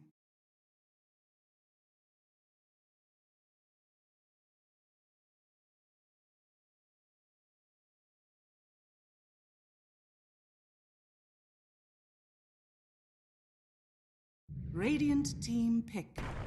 Elder Titan.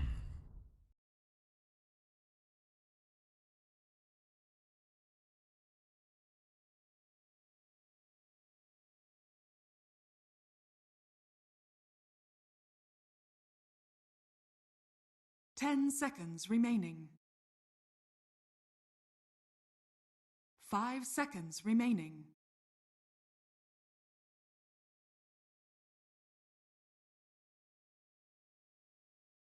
Dire team pick. Enigma.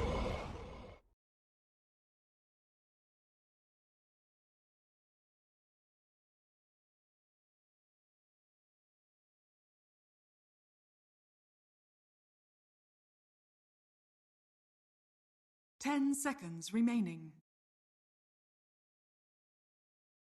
5 seconds remaining.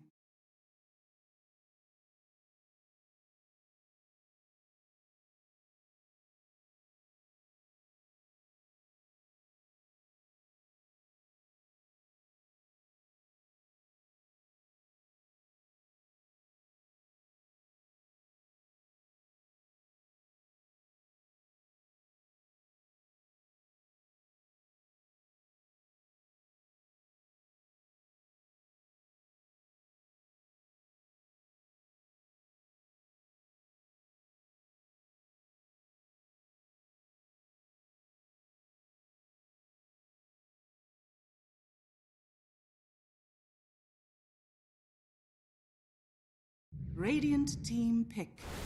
Tide Hunter.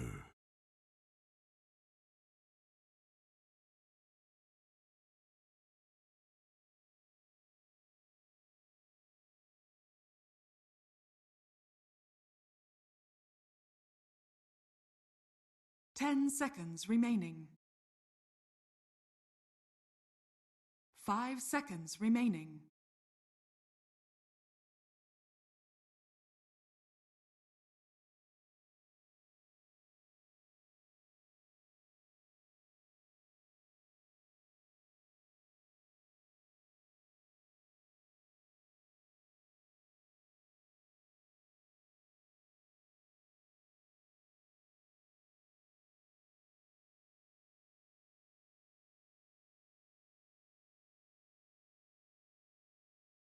Radiant team ban.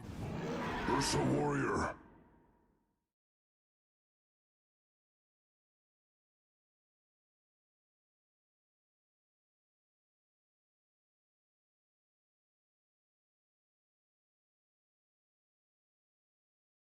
Ten seconds remaining. 5 seconds remaining.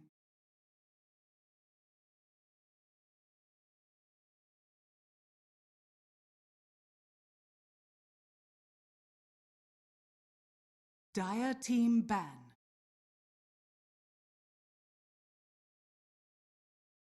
Radiant team ban.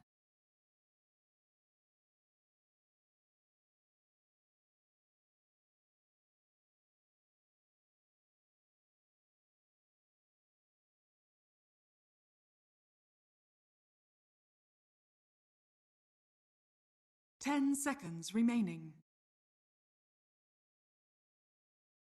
5 seconds remaining.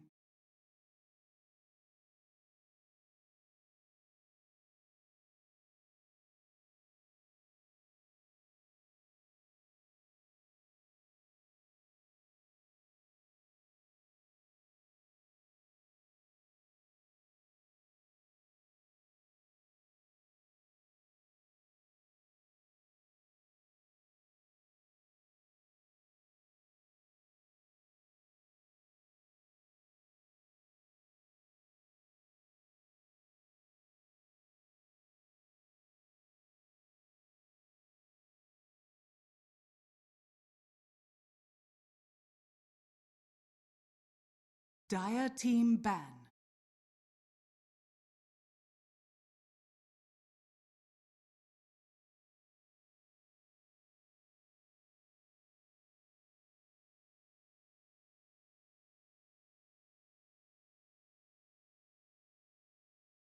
Ten seconds remaining.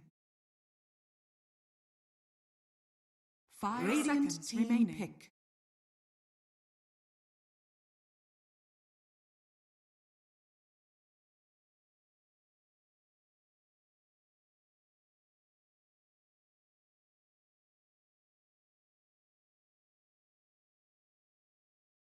Ten seconds remaining. 5 seconds remaining.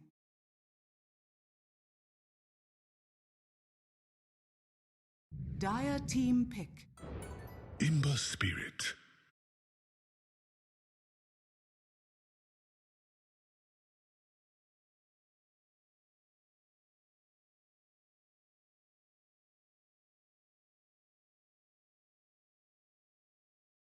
Ten seconds remaining. 5 seconds remaining.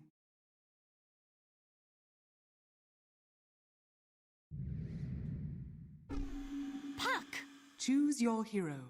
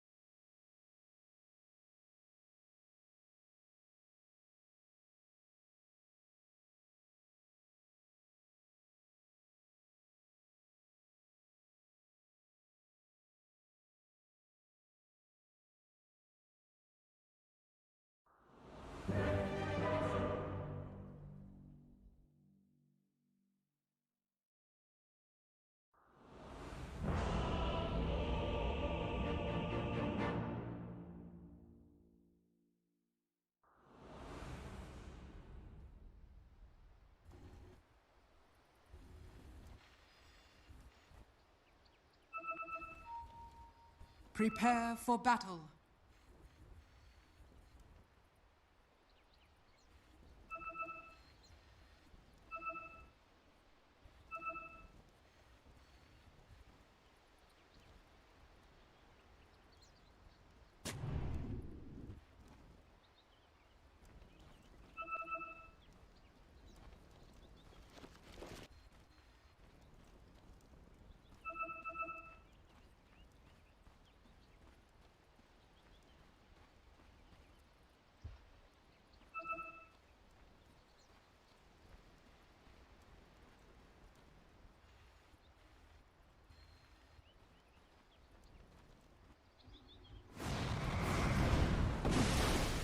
Thirty seconds to battle. First blood.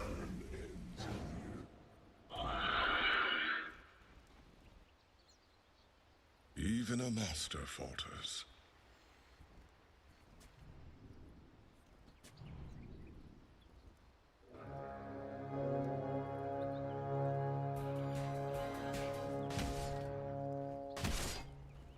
The battle begins. Set in stone.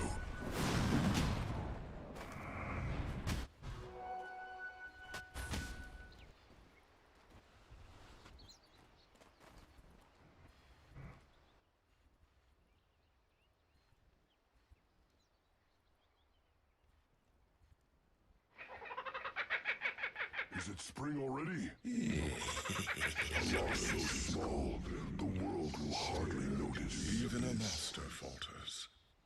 A poor defense. You should have known better. You should have known better.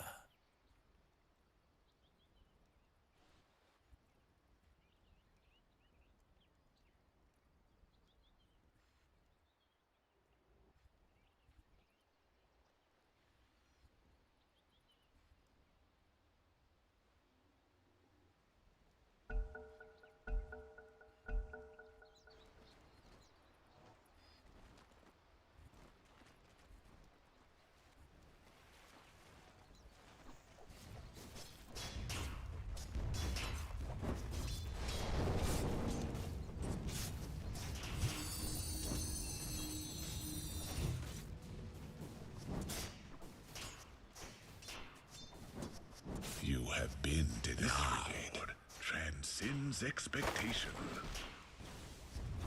No, no.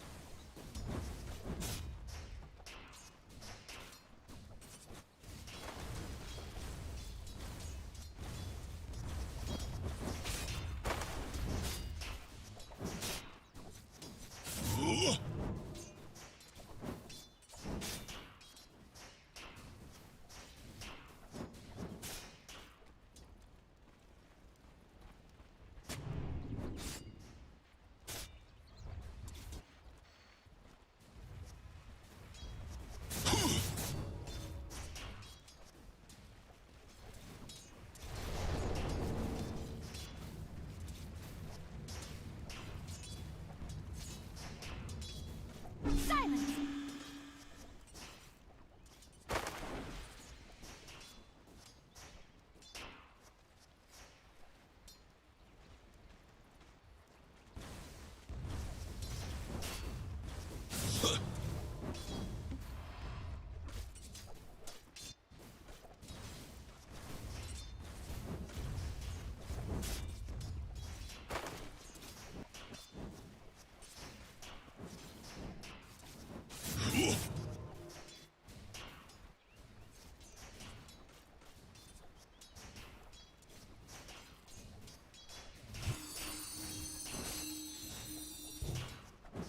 Don't mind silence.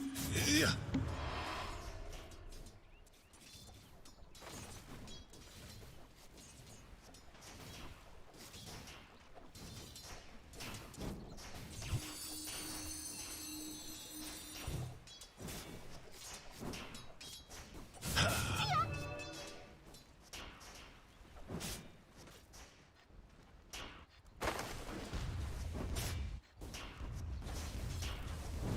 Silence! Greetings! Bye-bye!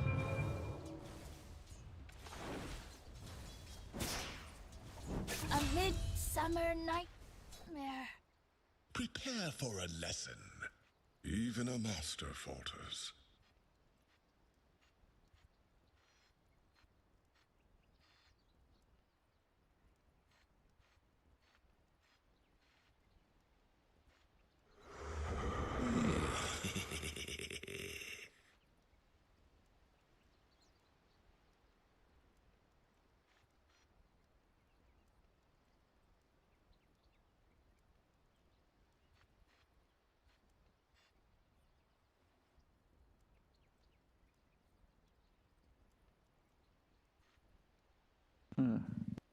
You don't want to, don't worry. Yeah. It's okay.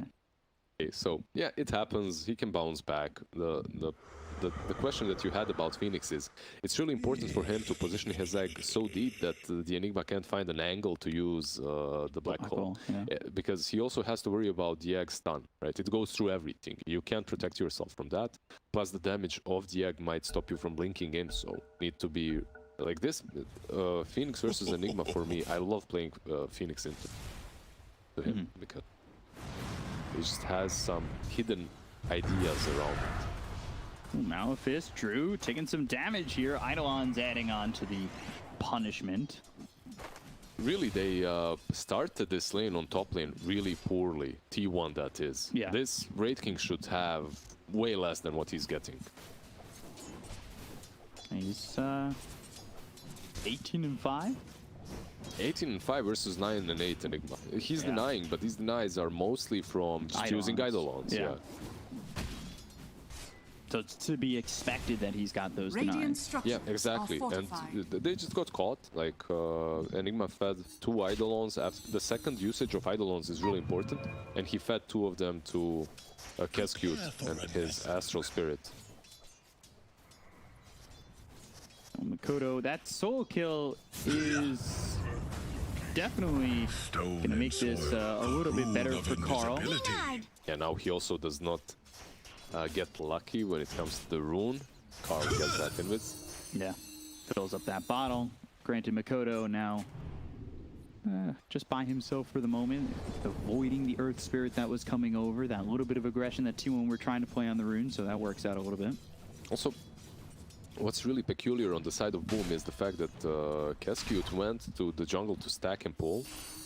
Because of that, Drew, have been like, denied. remember when we were talking about the CS before? Yeah. He had 19.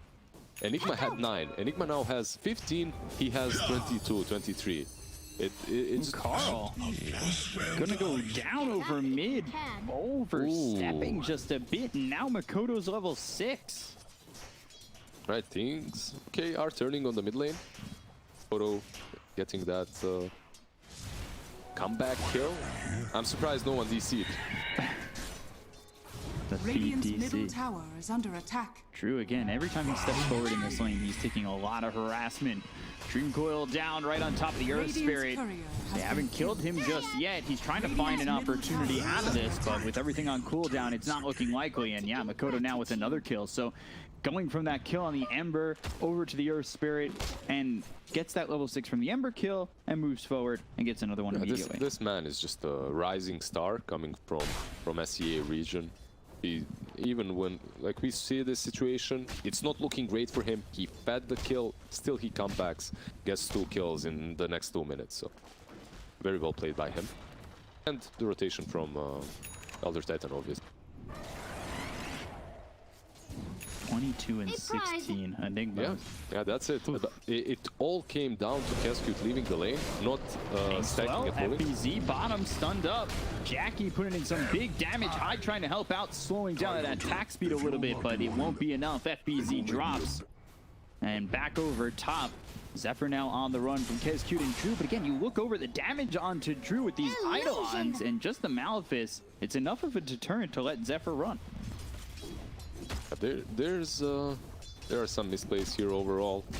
I've been watching this lane so much because it's very interesting for me. It's very like nerdy lane. You have to know exactly what you're doing. You can't just play it. You can't just autopilot here.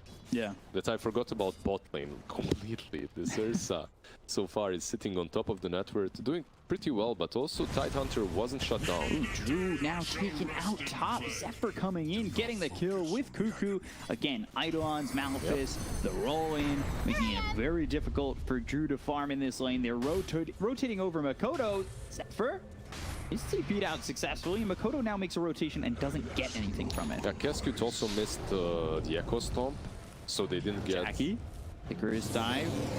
Spirits in the Sun Ray, inks well, but not long for this world.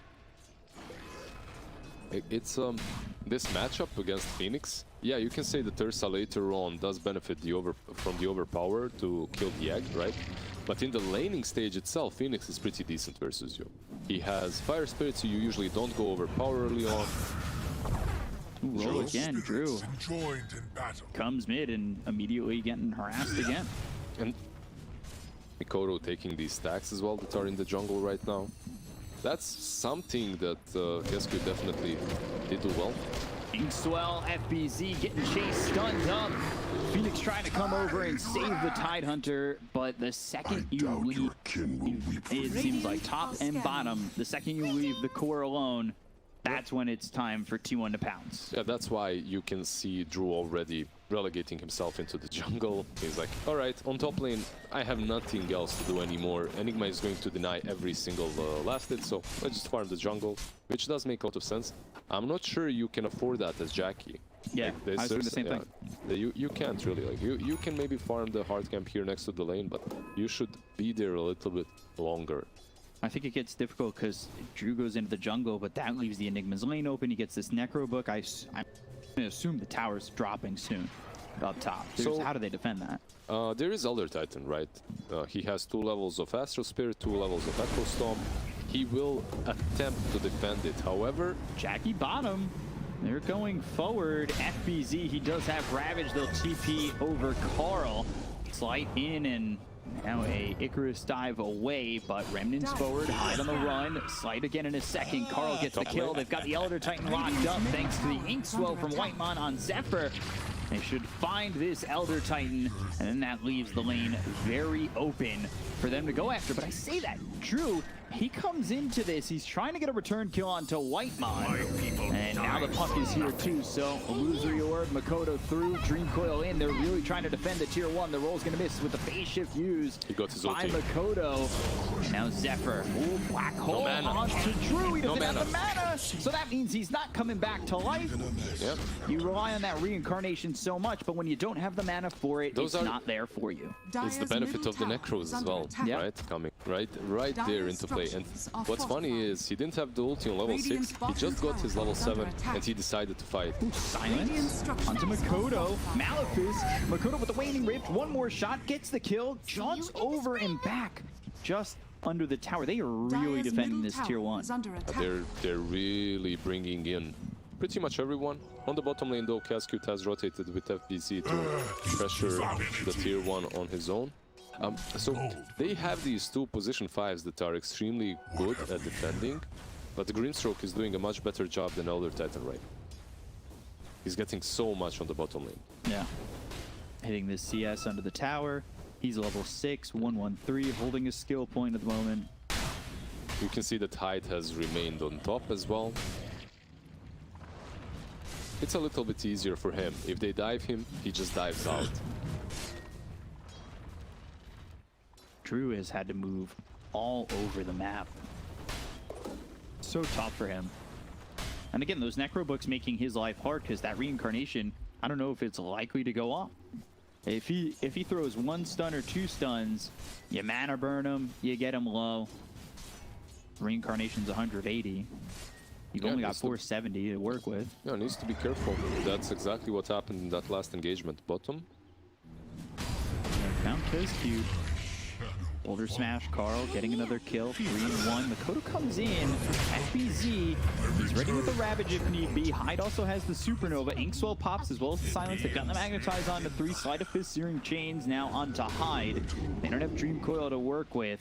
Carl still posturing forward on them. They do have Grimstroke nearby. Sleight of Fist starting to do some damage, really chunking in, but they've got the Silence. FBZ trying to catch up with the Phase Boots and maybe get a Ravage off. This is T1. Their defensive game, their defense is so strong. This is what he's doing. Like this Ember, you look at him and you're thinking, okay, is he trying to get a kill? What is he doing? What exactly was he doing there? He was only buying time for Grimstroke to kill a couple of more waves. Yeah. That's it. They every second matters in the early game, and they're defending this tier 1 a little bit longer. And while he's keeping their attention, Jackie's up towards top, pushing the tier 1 tower in, farming as much as he wants. It's a free lane for him. He's almost got this Battle Fury. He's top the net worth. Like, you're opening up so much space, just disrupting them with slights constantly. And your heroes do naturally farm a little bit better, right? Like you have this Enigma, you have Ursa that's almost completed that Battle Fury like you just mentioned. Ember as well needs a little bit of time for that Maelstrom, so they're completely fine with keeping status quo right now. And maintaining the status quo is nice for T1, only up a little bit in terms of net worth, but it does feel like overall power is in their favor. Oh, for sure, yeah. Koro is actually going for Witchblade. Interesting. Some extra damage, obviously. We have seen Witchblade build on Puck quite often. It can backfire too. If they catch you, you suddenly don't have that mobility from Blink Dagger. Probably no Yules, because sometimes we see Yules, Blink Dagger on those pucks. FBZ, he's set up in the trees like he wants to use this Ravage. Whitemon coming in, doesn't have the vision on FBZ. Here's the TP over, Makoto's in, they'll look for one. They kill off Whitemon immediately. Eidolon's coming through Cuckoo. He does have Black Hole available, but a very difficult fight if it splits up. Fury picked up for the Ursa. We'll see if he stays by. They do have 4 heroes here with Boomstroke still in the grave. So they could pressure this, but there's Dream Coil, there's Ravage, there's Zeg. Carl just playing so far forward. Dream Coil comes in, and now they'll go to the Supernova immediately. Carl, can he escape from this? Sleight of Fist, Remnant back. He's got the life to do so. Supernova now down. You're out of mana on FBZ. He does not have Ravage. Yeah, that was so well played by them. And then the Icarus dive away. They get the tier 1 tower finally. Such a good play, man. Like, he's crazy. He goes in, baits out their ultis, Dream Coil and Egg, and still survives. It was close, but he did the math. I mean, I believe that he was assessing that risk and thinking, okay, even if I die, it's kind of fine for us. We're taking the tower. Ursa is farming. No, maybe even thinking he'd get one more ulti out of that. Yeah, like if he got Ravage as well, it would have been even better. Forward, Kez in trouble. He's rooted up. Searing Chains catch him, but he walks into the trees, but not completely in there as the Slight finishes him off. This matchup itself, like Elder Titan versus Ember, can get rough for Titan. Magnetic Grip, Ravage. That only hits the Earth Spirit, and now FBZ jumped up by Jackie. They get the kill on the both supports, but the Malefice is there, keeping FBZ right next to Jackie, not close enough to him to get this kill, and now he's in too far. Jackie's overplayed himself. Yeah, it's a nice silence coming in from Mikoto, who is on a monster kill streak, man. Sleight of Fist, Searing Chains, Dream Coil down again onto Carl. They're looking for the sweep. They're not going to land it, but they finally have the silence. They have the damage. Rate Fire Blast. It's in time, Carl. He exudes confidence, but that confidence gets him killed. Can anyone stop Mikoto at this point? Like, every single game I'm watching, he's crushing. It feels like he's not playing in his league, even. That's how it feels like. Yeah. 8-1-3 at the moment. They've had him low, they just haven't been able to kill him. This is, don't get me wrong, this is an extremely good puck game, but he's still doing all the right moves. Yeah. Radiant's bottom tower is Making under plays. attack. Radiant structures Now are going into the fortified. Yules after this Witchblade. Roll away, Dire's Zephyr structures spotted, are Icarus dive on top of him. This Yules that you just mentioned will have multiple usages, multiple uses. It's not only for himself, it's really good against Ursa. Just Yuling him up is the only thing that can be used against status resistance. Also, it's really good versus Enigma, in case he does not calculate that Yules as a stun. Yeah. Sometimes it happens, right? Like we've seen it recently too. Enigma, as a player, you always count the stuns, but sometimes you forget the items that, like Curcuit, Yules, and Stops you from getting that good black hole. Black hole out. He's gotten the Necro 3, and now looking straight for the BKB on Cuckoo. Yeah, I don't mind this at all. Geomagnetic Grip, they've got the silence, though. Makoto not caught just yet. So let me explain the reasoning about the BKB first after Necro. Usually you go Blink Dagger first, right? But Necro delay your farm so much that by the time you get Blink, let's say after Necro, the enemy team will have 1 or 2 items extra to prevent you from using that black hole. Like the Yules, like the Orchid. Because of that, you really just want to BKB and run straight in. It's still possible to use the Blink, to buy the Blink first, but this is safer. I like the BKB here. I don't think you necessarily need the Blink Dagger to get these black holes off, especially Sleight of Fist, Searing Chains, catch a target. It doesn't have to be this massive black hole on 5 heroes. You're focusing probably either Wraith King or the Puck, right? That's true, but Blink Dagger just makes your life way easier. It does. And Arcane Blink is meta right now. On Enigma is just so strong. So I want to see that Blink BKB very soon coming from him. Yeah, but the BKB first probably secures you a black hole Whereas Blink bottom maybe, tower is especially, under you know, attack. FBZ, he's also building a Yule. So if you're not catching everybody, I love this, yeah. seems like you're not going to get the black hole off, but with KB, you can at least secure. This what you just mentioned. Not something you see very often on Tidehunter, but yeah, they just understand. We need to deal with this Ursa. Yeah. Yules are great. Looking to kite as much as they can. He's got the Yasha going SNY to start. Like, his farm is up there. He's up 900 ahead of the puck, up 1,000 over the Wraith King. I think Carl's game's really slowed down. Yeah, he's played aggressive, he's played forward, but it took him a long time to finish this Maelstrom. Yeah, but just remember how much space he was making and what he was doing in this game. Yeah. Like all these moves and where he's very sacrificial, they hurt you. You could be hitting creeps in that time, but no, you're actually allowing your team to take objectives and the Ursa to farm. Yeah. Enigma back up here top, makes the Eidolons. He'll continue to farm. He does switch to the Blink Dagger. Yeah, switch back Okay. in. Yeah, like, it's really player preference, Coil Gent. onto Whitemon. Venom's Embrace hits the tie, but it's not going to keep him alive. Godlike from Makoto, now on his 9th kill. I'm sure he's thinking about Radiant's middle tower both is of these under things, attack. both items, and he's just deciding on the fly Yeah. what feels better for him. Radiant's middle I still think tower it's has fallen. extremely difficult for him to use that black hole. He might see the Yules on Makoto and switch back. It can happen as well, yeah.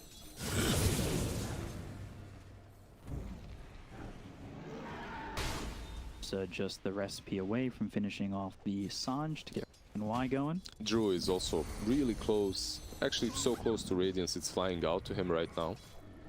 The only problem is, like, when you go Midas Radiance on Wraith King, it's a decent power spike, but you don't feel fight ready yet. You know, like, it feels like you still want one more item at least before you're really strong. They're going to smoke, though. Juhan and FBZ, again, the team fight from Boom is very strong. FBZ, he spots Zephyr, Icarus dive, and now they've got the Soul Bind as well as the Silence on a 2. He rolls away from this. Earth Splitter comes in. So far, Boom empty-handed on the Midnight Pulse. Drew, ooh, Strike comes through. They pop the first wipe. They go to the Supernova. Now it's time for T1 to disengage. Yeah, it's time to run. They're doing the same things. They're doing the same exact mistakes in game 2 on the side of Boom. They're rushing into high ground. Yeah. They don't have the right vision. I understand why they're doing this, though. They're trying to take the triangle, and they had the blink on Tide, but they're not committing anything. They're just blinking in and trying to right-click Current Spirit to death. Like, he's gonna roll out, obviously. 5K lead. This is really jumped forward for Boom. Wow. Very similar to the first game, exactly.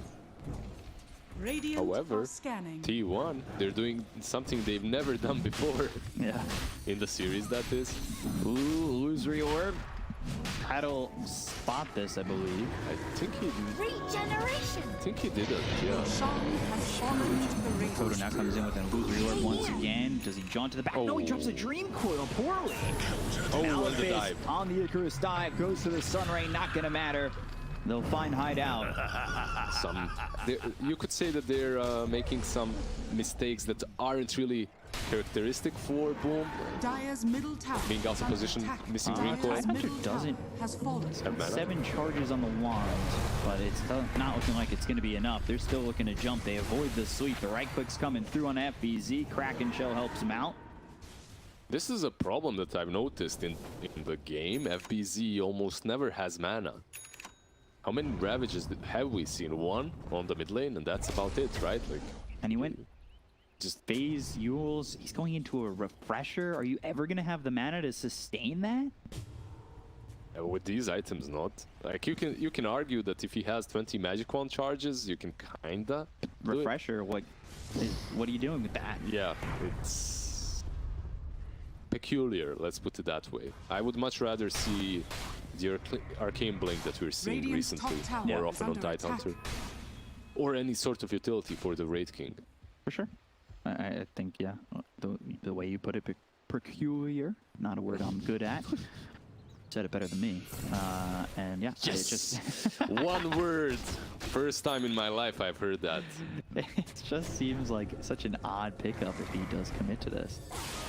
A tool to teach. Cuckoo, full whip, blink on cooldown, but they found Zephyr. Essence Ring roll, not going to get off.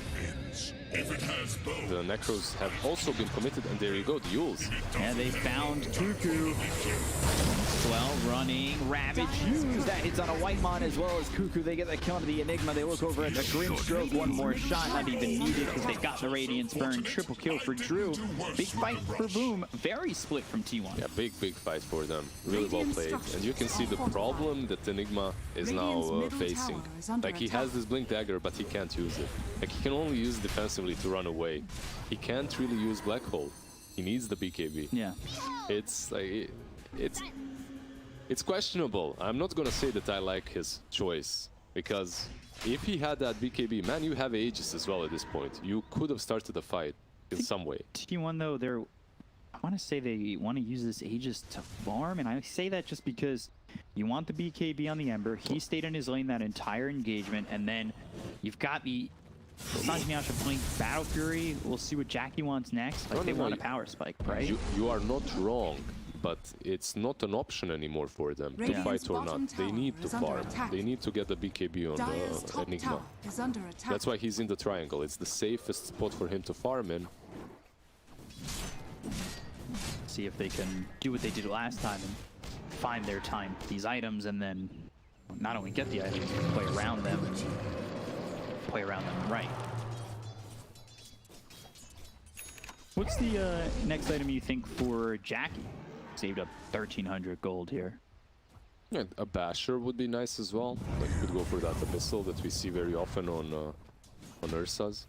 MKB is an option perhaps if you worry about the Radiance. Maybe a Halberd will come from Wraith King too, so we'll see. Be right by Makoto. Let's at each other. Dire are scanning. So BKB for Zephyr next too. We see this a lot from Earth Spirits, that early BKB, just so you can stay in these fights and be hyper effective. Bounty. No, he actually scouted out the smoke top. Geomagnetic grip. That stops the stomp, but the roll, that only hits onto the Phoenix. They've got the magnetized Jackie coming over. Go blink in, or use the Earth Shock in. What to get Kez cute, find themselves one.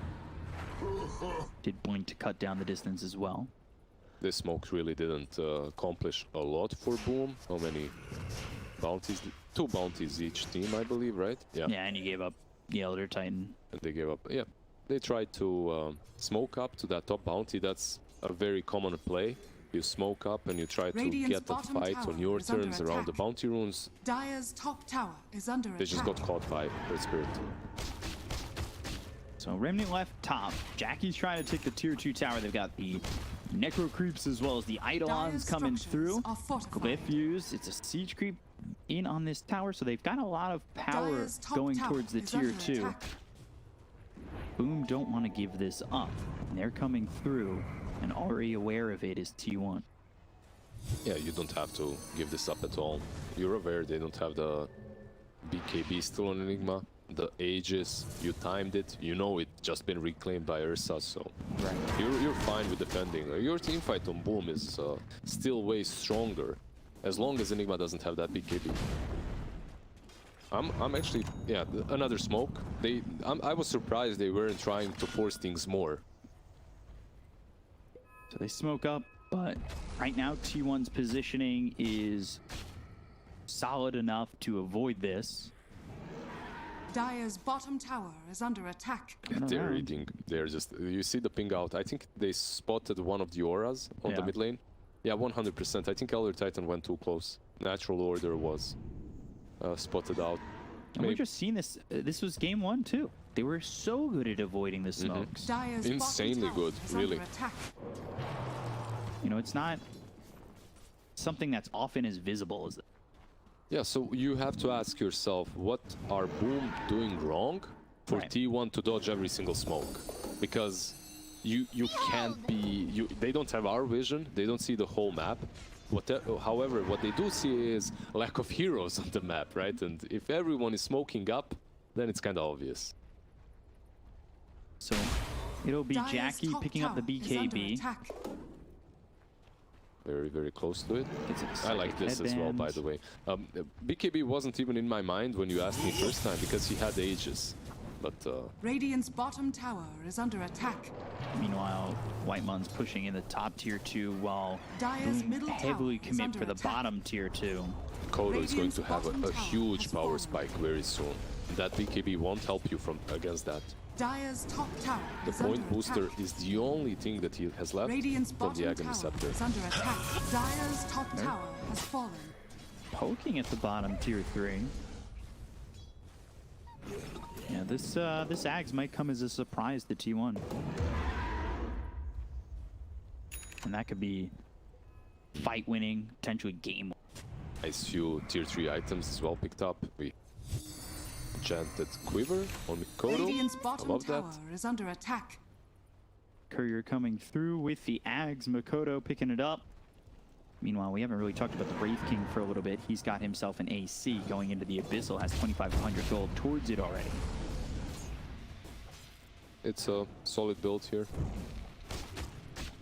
Just overall, AC gives this hero quite a bit. Right. Radiance and Midas, like we said earlier, like, pretty much just helps you to farm up the next few items. Ooh, Radiant's TP's coming middle in. tower is Carl. under attack. He's hit with the Dream Coil. BKB is popped. This is with the Ags. Can they get the kill onto Carl before the leash is over? Sight and the Remnant. That's so long, and they still don't manage to kill him. Yeah. They must be feeling a little bit bad there because Dream Coil was committed too. However, BKB, 10-second BKB Yeah. out of the way. I'll take that. yeah, definitely. I don't think T1. You can't get that BKB back. Scanning. The Dream Yeah. Coil, it will come off cooldown eventually again. And I don't think T1 are looking to fight without that, without that BKB. So by the time the BKB's up, so is the Dream Coil. That's fine. It's so interesting as well. Dire's courier You talked about has been Third Spirit killed. getting the BKB. Man, Hyde has Radiant's it. bottom tower The is Phoenix under got attack. the BKB. Coming over. The Fist Searing Chains, that roots up the Phoenix as well as Drew. Inkswell, they're coming around as Ursa gets the kill on the Kescute already. Wraithfire Blast, it hits onto Jackie. Jackie's got the BKB, but he'll use that Enrage first. Now thinking about chasing, there's the roll in. They get the kill on a Whitemon, they'll take the Grimstroke. They've got the Silence on a Hyde as well as the Magnetize drops on 3 of these heroes. Drew, though, focusing his attention onto Zephyr. Right clicks in, they've got the Malphus as well as the Midnight Pulse. The Dream Coil comes out, back over to Drew, as it's a double kill right now for Jackie. Got the kill to the Elder Titan as well as the Phoenix. They've got no buyback on the Phoenix with the BKB being popped by Jackie, running away from Drew. The Wraithfire Blast coming in. No Ravage, that's through. Only hits onto the Ursa, but it's enough to get the kill on the Jackie. They find themselves called, who get hit with the Gush. They've also got the Silence, the Phantom's Embrace. That silences up the puck, but Yule's up into the air. They'll spawn themselves a Grimstroke once again, who ball back into the fight. He's dead for 75 seconds without buyback. Now Carl on the run. BKB, still no black hole. Sight of Fist Searing Chains, that hits on a 2. He won't even try it, I think. T1, yeah, not even trying for it. Yeah, he can't. This Enigma used the BKB during the fight without using the black hole. And then afterwards, after the BKB has been expended, you can't use the black hole anymore. Right. It's that BKB is as important as your black hole because one does not come without the other. Really well played overall by Years. Sadly, the supporting composition of his teammates was not there. Jackie was the man of the match in that last team fight. He kills off one support with the ulti, then uses BKB for the other support. Still, wasn't enough. Don't have Ravage, but there's the Dream Coil. BKB, Black Hole coming in. That's on to the Tide Hunter. Earth Splitter comes through. They don't even get the kill with the Tide Hunter. Makoto gets the kill onto 1. Finally, FBZ drops, but the BKB's been popped by Jackie. Now it's time for him to run. He's trying to get out of the hands of Drew, who's ready to throw a Wraithfire Blast. They get the kill onto Zephyr. They look over as the BKB is out. Supernova down. Carl can't do anything to help at the moment. They'll look for the sleep. Sight of Fist Searing Chains. And now they've got the stun on the Jackie. But there's the Soulbind as well as the double silence. They're going to Remnant back in. Makoto trying to stand his ground. They get the kill on the Jackie. He's gone for 110 seconds. No Ursa to play with. These heroes are so low on boom, but they just aren't dying. That's your BKB popped with the black hole on a Tide Hunter that already used his Ravage a minute ago. Like, that's not the target, that's not the hero that you want to be catching. It's not an easy Enigma game. It's very difficult to catch the puck. Wraith King has 2 lives, so you don't really want to expend that black hole on him. He tried to kind of catch Puck and the Tight Hunter, and he failed.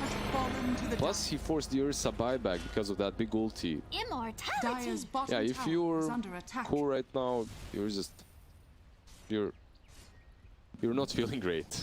No, not at all. And Carl going back in. Jackie burned out by the sun ray. Dire's structures are And fortified. he's just dead for a long time. All of a Radiant's sudden, Boom have middle a tower is under 13k lead over the Dire's game. bottom They have tower that is under Aegis, attack. they have the cheese on the Phoenix. Dire's Obviously, you don't have to bottom tower has fallen. give it.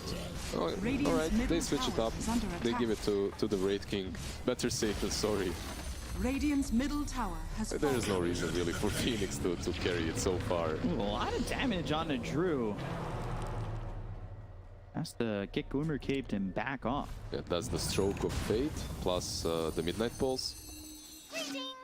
Sorry, gather round. I'm out. Dream Coil. Finding Zephyr. Ring around Dancing the Rosie. around the trees, and now the gut. Zephyr up into the air. Sunray on him. No chance to escape. Makoto with another one. Strange time to You can see that they're hibernate. slowly getting to items that are necessary for the Ursa too. Phoenix with the Sunsh, getting towards that, very close towards that halberd. Tight Hunter also has full halberd, full Yules completed. He didn't go for the refresher instantly. He's just, I believe, debating us with quick buy. And now Drew has an Abyssal. Another item that's very good against Enigma. It's also something. It's not only about the Ember Spirit, obviously. It's very good that you can catch him in fights, but you can always blink behind Enigma once that blink is there and cancel the whole. Daedalus on the Puck, like the damage spike again Radiant's from top tower Boom is is under attack. so much where, I don't know, T1, they're looking for an Radiant's Abyssal top on Jackie, tower but he's has so far fallen. from that. Shiva's going to be enough from Radiant's Carl. top I'm tower not is under attack. so certain about that. It helps. Is it going to be enough? Definitely not. They need some help from your psychic Radiant's friends top to defend tower this has high ground. fallen. Well, But it's not they- looking good so far. for This is the their Friends. best, though, Are right? fortified. They need like a 5-man black hole, but it Radiant's top almost seems tower is impossible. under Why would attack. Boom ever set up like that? They just don't have the Dire's heroes that bottom do tower that. is under attack. You know, we've seen in game 1 some very questionable Boom high ground pushes, so you know, this isn't their strongest part of the game. Getting onto the high ground been a bit of a problem for them. Almost level 25 for Drew. Gold for Nightfall. See if he takes the reincarnation cast Wraith Fire Blast. It's always a difficult one to deal with. And Arcane Blink, the next build for Puck. I would love to see the same coming from the Tight Hunter and the Enigma. Enigma with the refresher, okay, I can get behind that too. If you know, fail one black hole, you can at least cast it again. Or if you hit, you can hit again. Yeah. Especially have that double BKB. That's very important because, like you said, no BKB, no black hole most likely. Pretty much. Even with the BKB, your black hole isn't 100% now. Yeah. You have a couple of things to deal with. Ability. Dire are scanning. Being built for the Ember. You've got Basher finished for the Ursa. Bottom lane, he's caught. Coil again.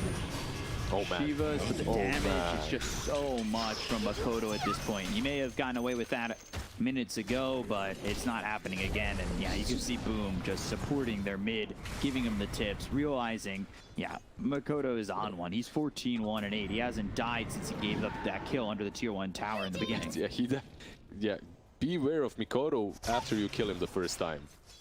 That's gonna be the last one as well, it looks like. You anger him, and all of a sudden, well, You know what it was? It was the pause. The pause angered the beast. Oh, Radiant's bottom tower is okay. under attack. Makoto. Not the best, not the best. Yeah, but there's the blink as well as the Ravagers. They've got the black hole. It's ready to go. On the Makoto, they have the damage to get him killed off again. They've got the Abyssal Blade, so no, they don't. Curcuit trying to run, but that magnetizes onto these heroes on the side of Boom. They get the kill on to the Enigma, who will buy back and have that refresher. So we talked about the second black hole. It's just not existent at the moment. Makoto survives. Boulder smashed out. Hyde keeping them healthy with the Sun Ray. Radiant's Yeah, he's going to bottom have barracks are Midnight under Pulse. attack. I think he should save it Radiant's for bottom mid lane. barracks has fallen. Yeah. Yeah. So they can delay them a little Radiant's bit, middle but tower they can't is fight under without the attack. Ember. Goes the Midnight Pulse. Radiant's middle Lose the tower tier has 3. fallen. Ember up in 4. How Radiant's willing middle or barracks to stay? Ursa going in, Yule's up in the air. Jackie now needs to run. He's in trouble. Dream Coil out on a 2. Icarus dive in. BKB's been popped by High. Down goes Jackie. Down goes Cuckoo. Looking like the end for tier T1. The chase is on to Carl. Not much of a place for him to go. They get the first life out of the hands of the Wraith King. Illusory Orb comes in and finishes off Carl. All 3 cores are gone, and it's looking like the hopes of T1 in this game are gone as well, as they call GG. What a performance by the Puck, really. All the tips go once again in his favor. It's a lobby game, I believe it doesn't really matter, but man, Mikoto, he found a way to carry, and I was questioning his item build with that Witchblade a little bit, even though it's extremely popular. But man, did he make it work later on with the Aghanims, with the Witchblade, with Daedalus.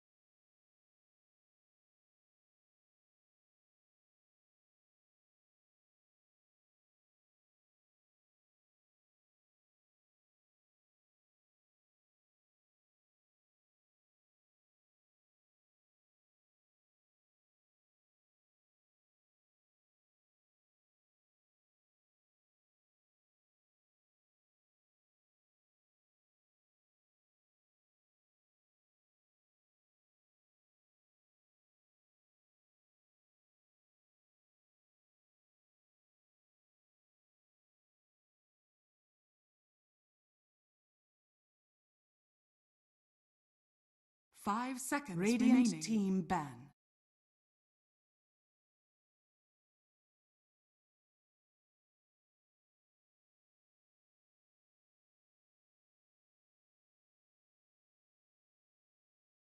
Dire team ban. Radiant team ban.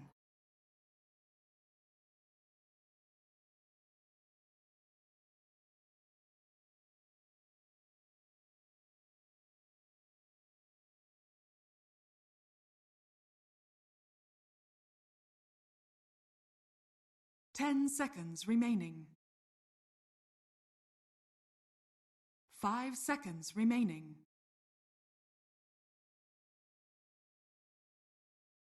Dire team ban.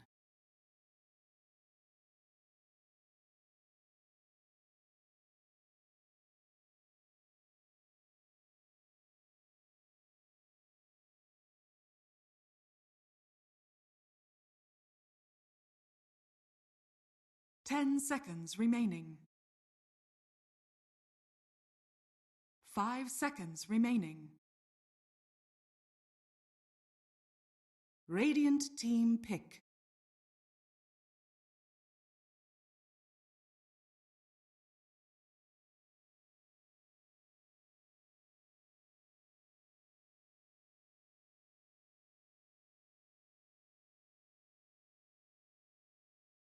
Ten seconds remaining.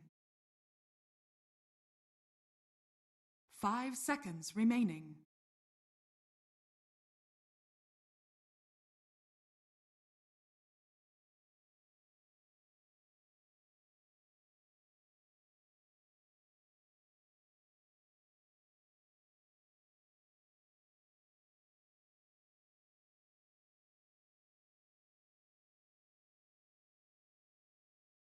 Dire team pick. Points away.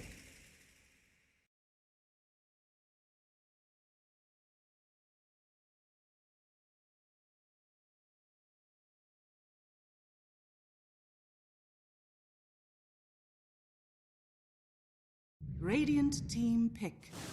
Disruptor!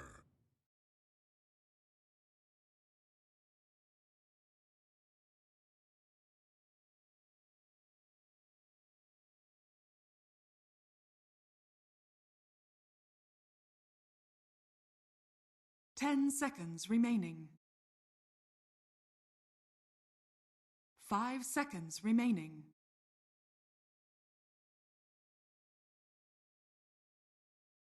Dire team pick. Keeper of the light.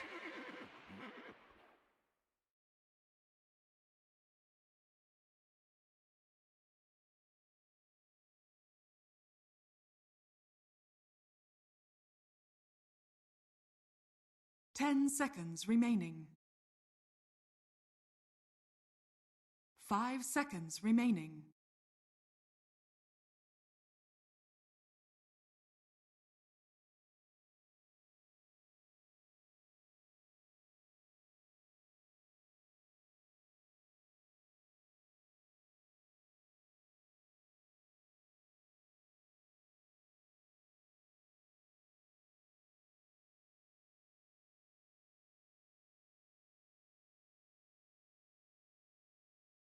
Radiant team ban. Wraith King! Dire team ban.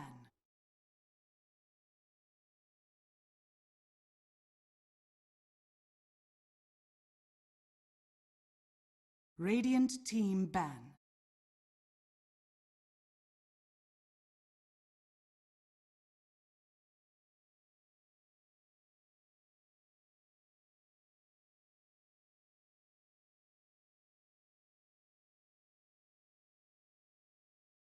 Ten seconds remaining. 5 seconds remaining.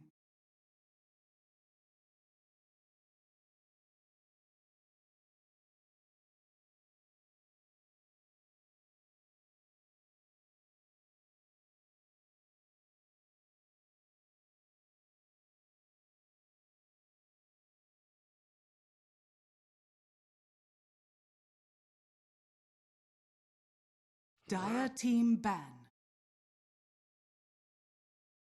Radiant team ban.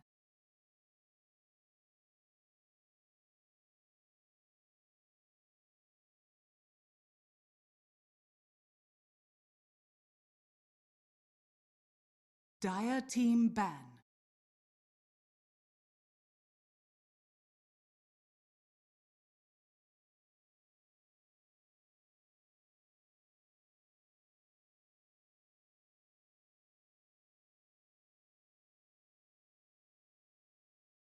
Ten seconds remaining. 5 seconds remaining.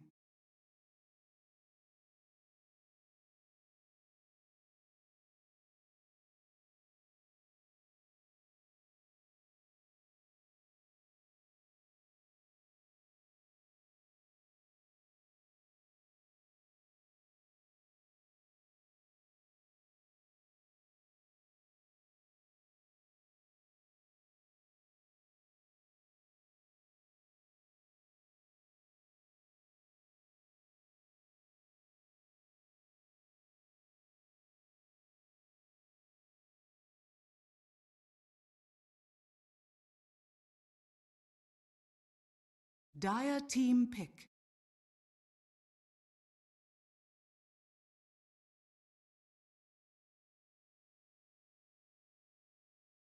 Radiant team pick. Beastmaster.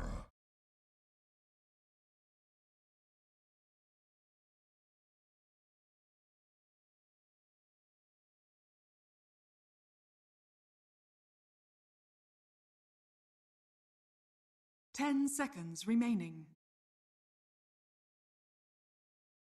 5 seconds remaining.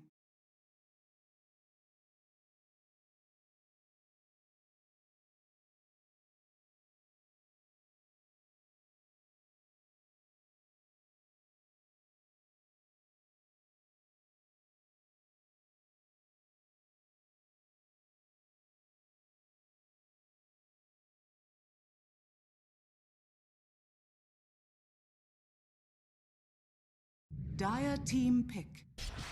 Lich.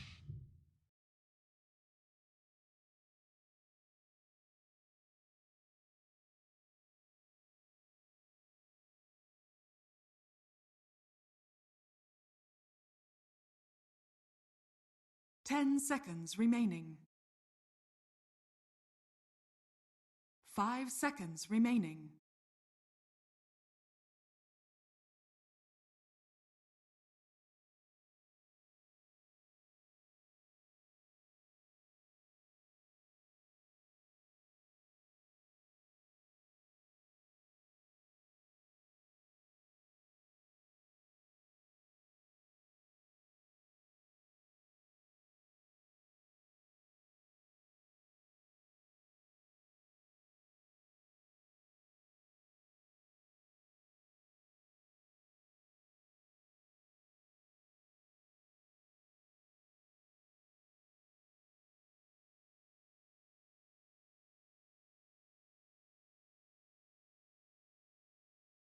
Radiant team pick. Mirana.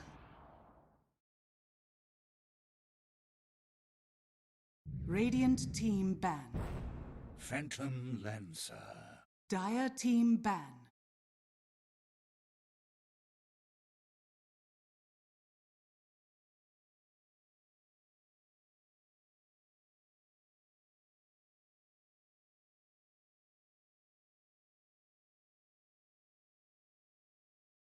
Ten seconds remaining. 5 seconds remaining. Radiant team ban.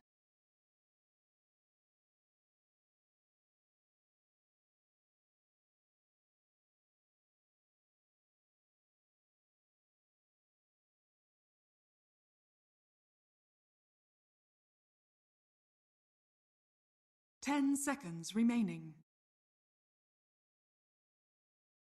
5 seconds remaining.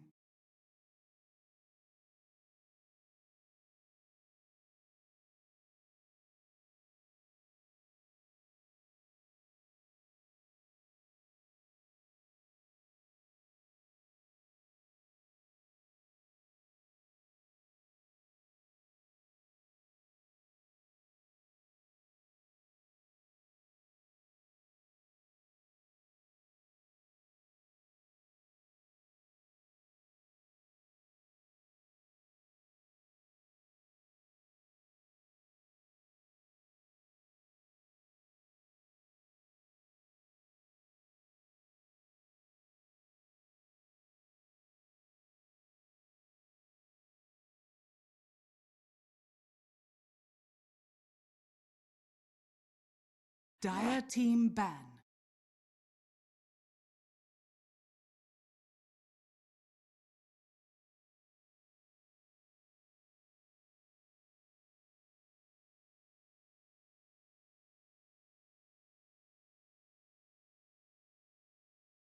Ten seconds remaining. 5 seconds remaining.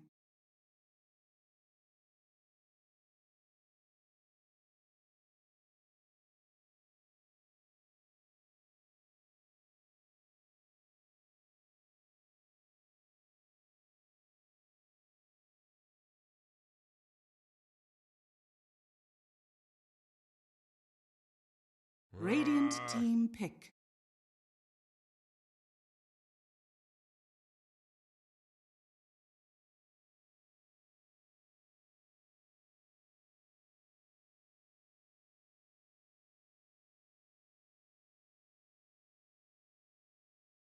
Ten seconds remaining. 5 seconds remaining.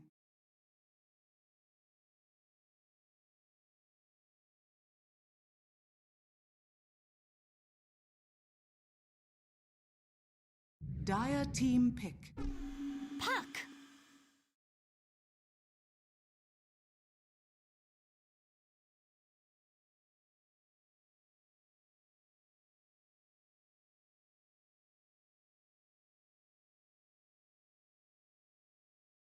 Ten seconds remaining.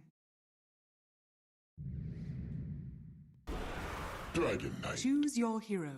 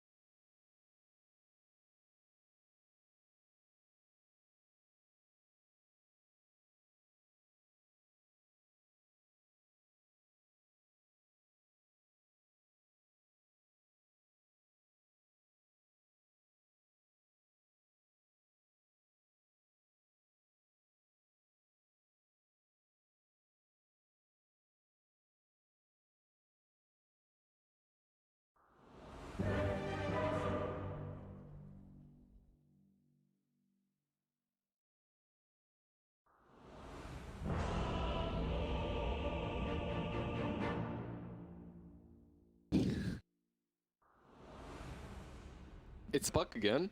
Mikoto playing that Puck. It might work, but yeah, like Panel said, they are a little bit outdrafted here and there. Speak up. Okay, so you know those little things that you get when you're in high school, the little fortune tellers? Yeah, I did that thing where you know the paper pyramids. Okay, wait, it's paused. Oh, thank. Okay, so you remember those little fortune tellers that you would make? You fold the triangles and then you fold them in, and then with your fingers you just open them up, and then you flip the panel open, and then it says like you can ask it a question and it answers. Yeah, it said T1. That's all I got. Well, look at that. Well, look at that.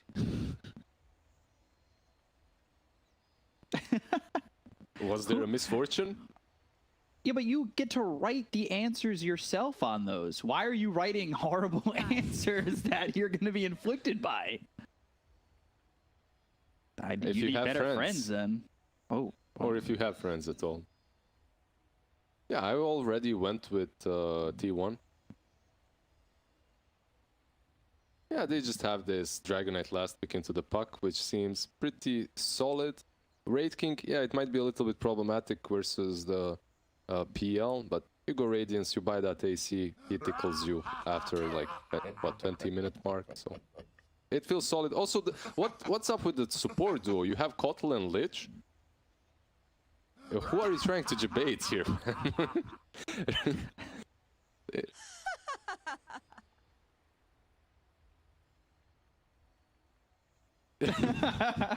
Kotal, guys, I think we went back to day one with Boom and their crazy drafts. That's how it feels like. At least this time around, they do have Puck for some control. So you have this Kotal, you have Lich. Yeah. Pango, he's a hit or miss. Like, that Rolling Thunder can provide a lot of value in the team fight. It might not.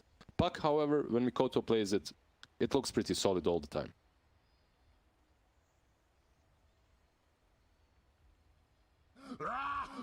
Yeah.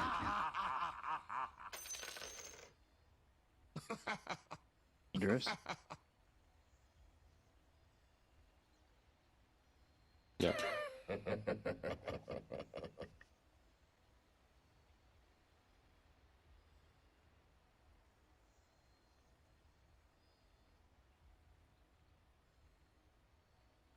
Yeah, the last game the Puck had a much easier game, right? Like it was completely free for him. This time he actually has some spells that he has to dodge and might not be able to itemize in the same greedy way.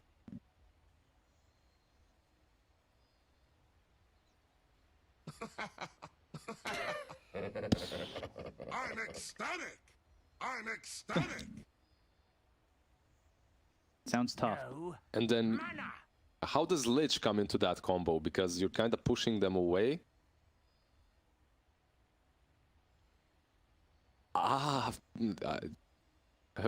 Push me, pull me string. Galaxy brain. That's very ambitious.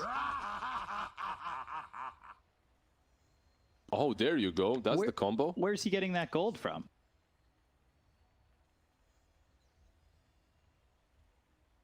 You also have Aghanims on Kotal eventually, right? You have that disco ball. You can pop that bad boy in the team fight. Everyone's gonna start dancing like B-Cop promised us to. We haven't seen that. Don't do that. Don't do that. Give you a... That's all you got.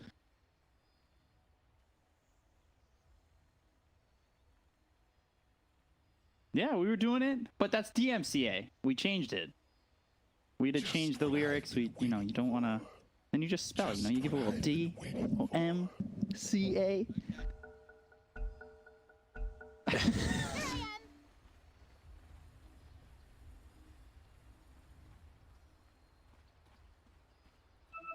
So, game number 3 here. Boom against T1. They're going to be dancing around the map better than I dance in general.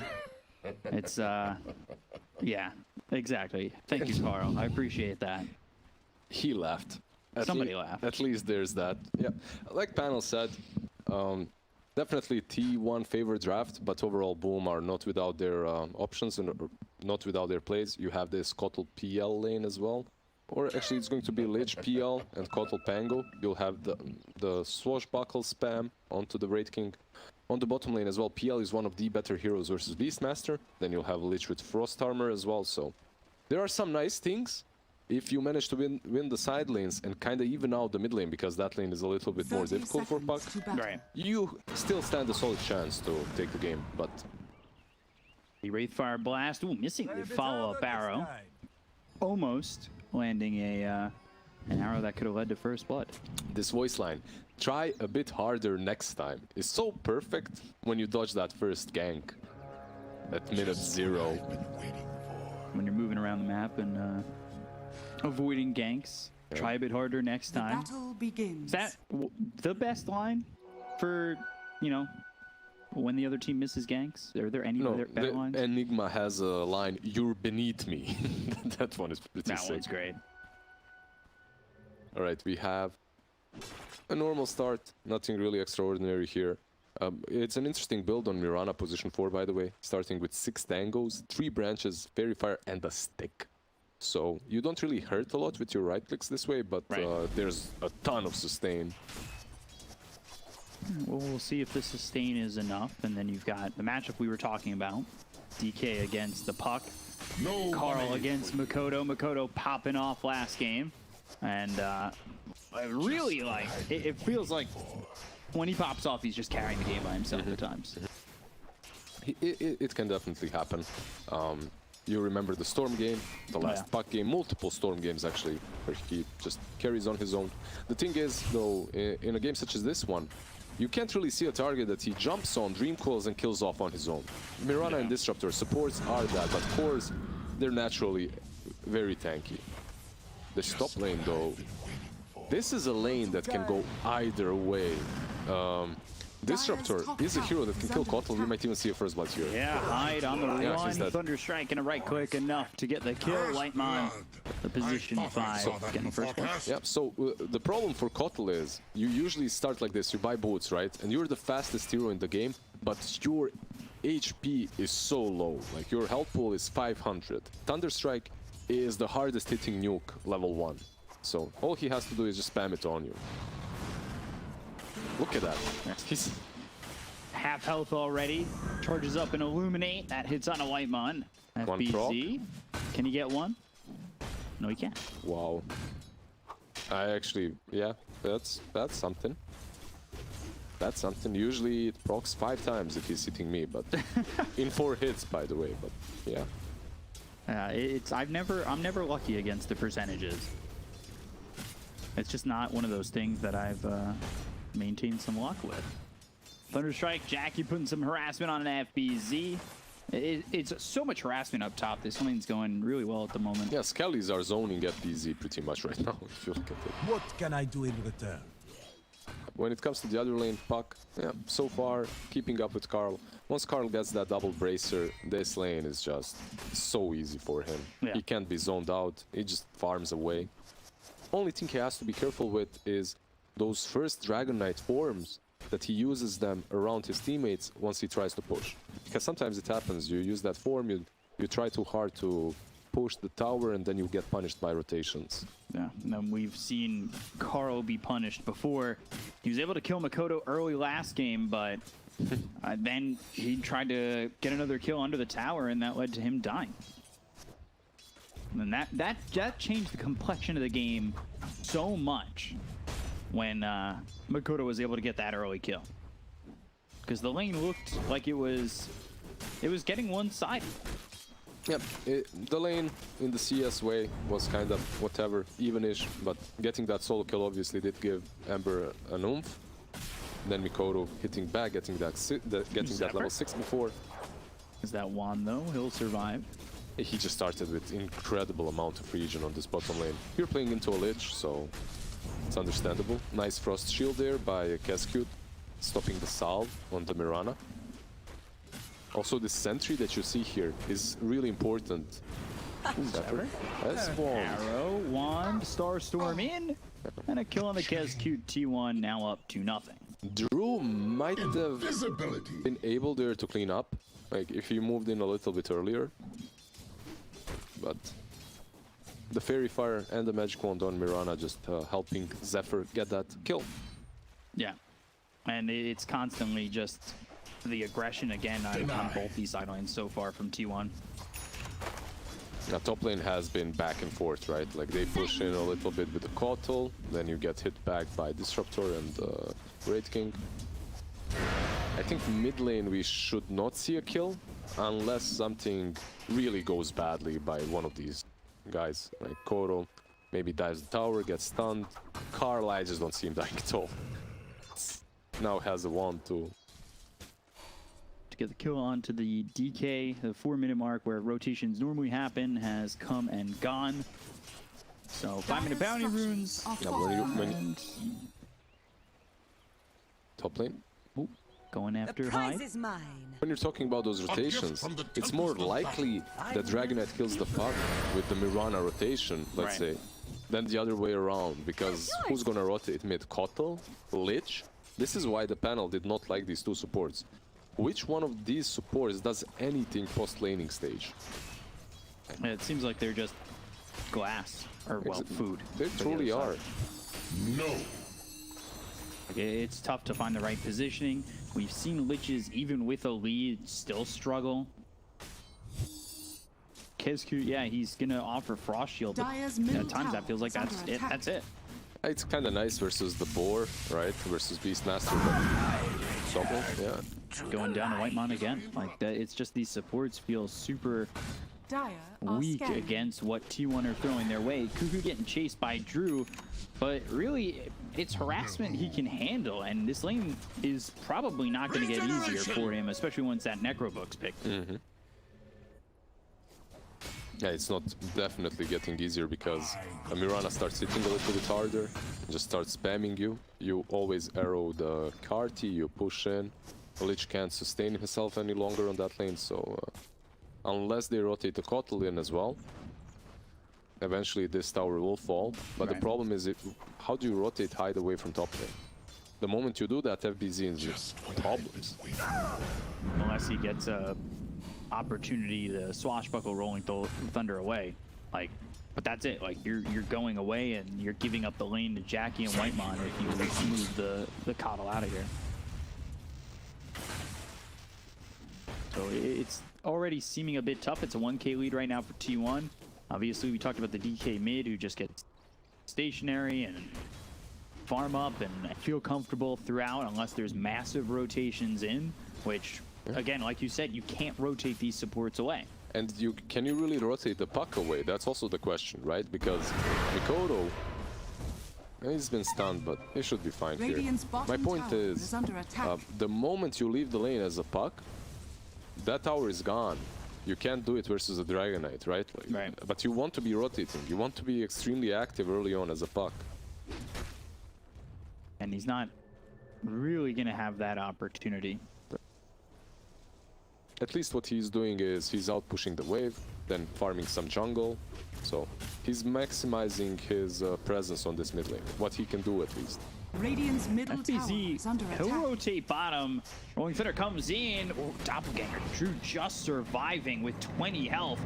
Going for Zephyr, spinning around in a circle, finally latches on and kills him off. Got him. If Drew dies there, that rotation from FBZ feels really bad. I think this is a nice move from them because the PL doesn't want to stay bottom anymore as he's not optimizing his farming patterns and they're pressuring him. So you rotate the offlaner down bottom to defend, while PL goes perhaps into the triangle, perhaps top lane. The problem is, you have this Pango who's not really able to pressure top, right? So you can't play that normal game of rotations in which we're gonna take your tier 1, you take ours, we pressure your jungle, you pressure ours. They can't do that, unless Puck makes some magic movements. It's already put Drew into the jungle. Seems like a difficult situation for him to be in the jungle. Radiant's top tower is under attack. Which, does that lead to your towers going down? Like, does Beastmaster have the opportunity right now to... Nope, not really. Top lane. Kinetic field not gonna land, but they have the Wraith Fire Blast, so Hyde is dead easily again. Jackie with another kill. Q trying to defend the tier 1 tower, or pressure this DK a little bit. Yep. Normally, back to your question, if you do rotate the safe laner to the jungle this early on, and no one is pressuring the enemy tier 1 on top lane, you can lose your own.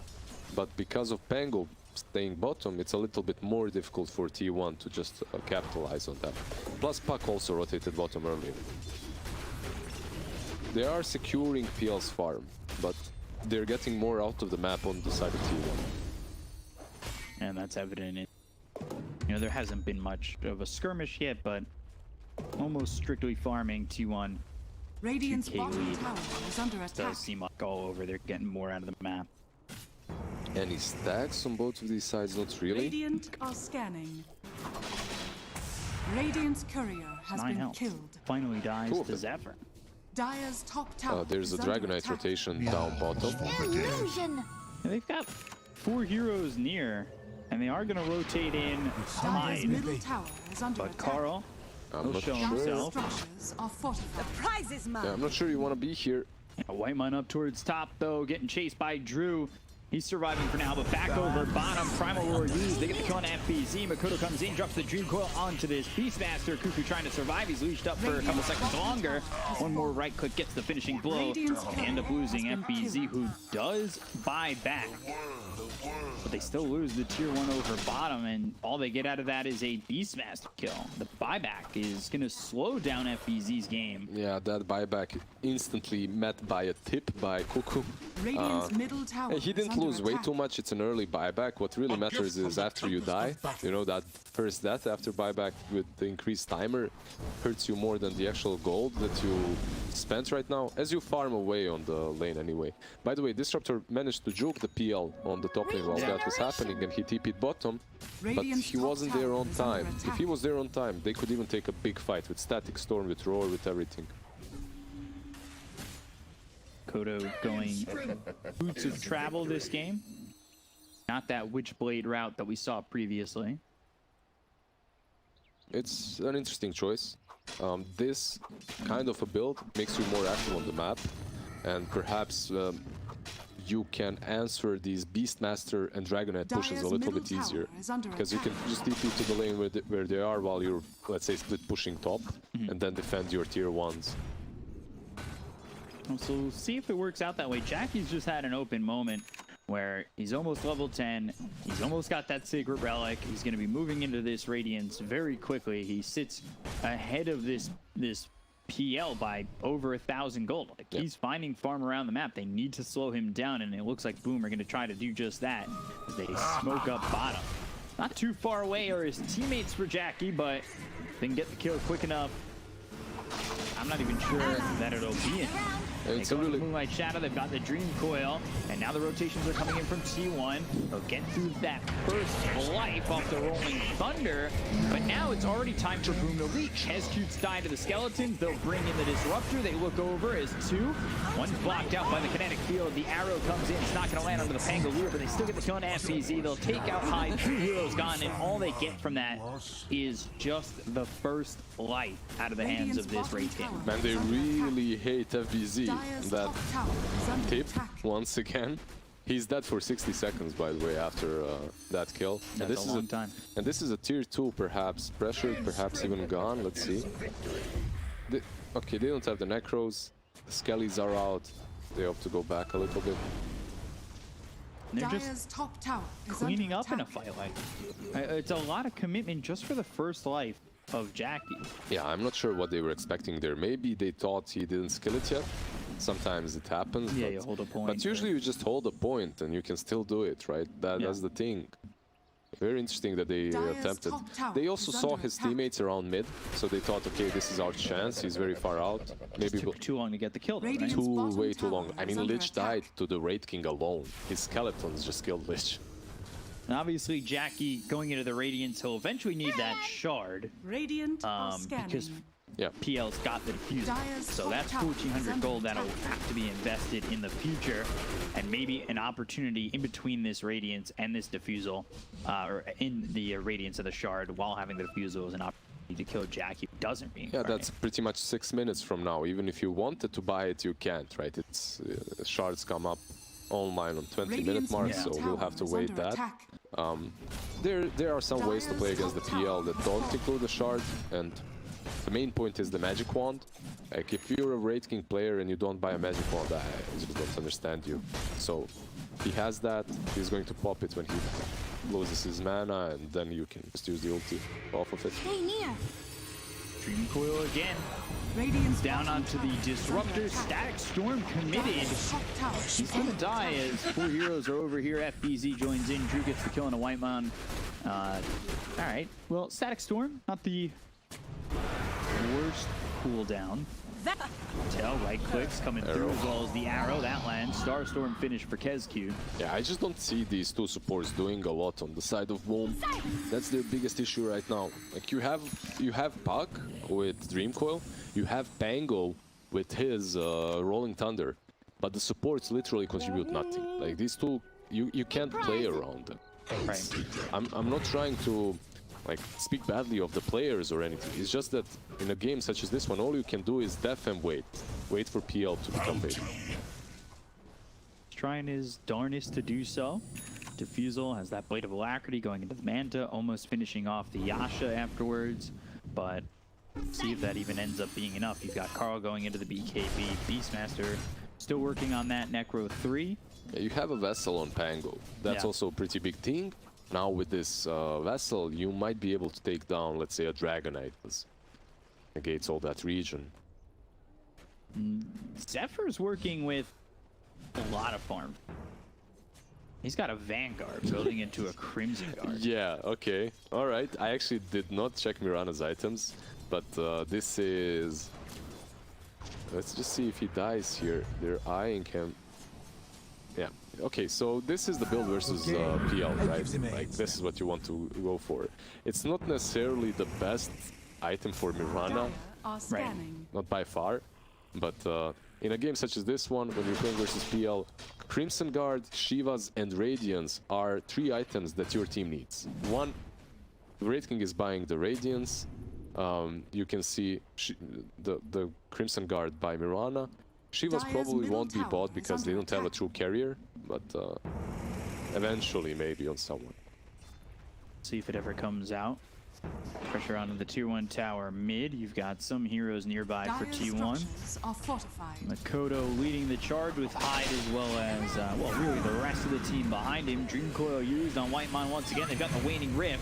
He does have Static Storm, which he will drop down as well as the Kinetic Field, but it's not on anyone. They're managing to find these position 5 pickoffs.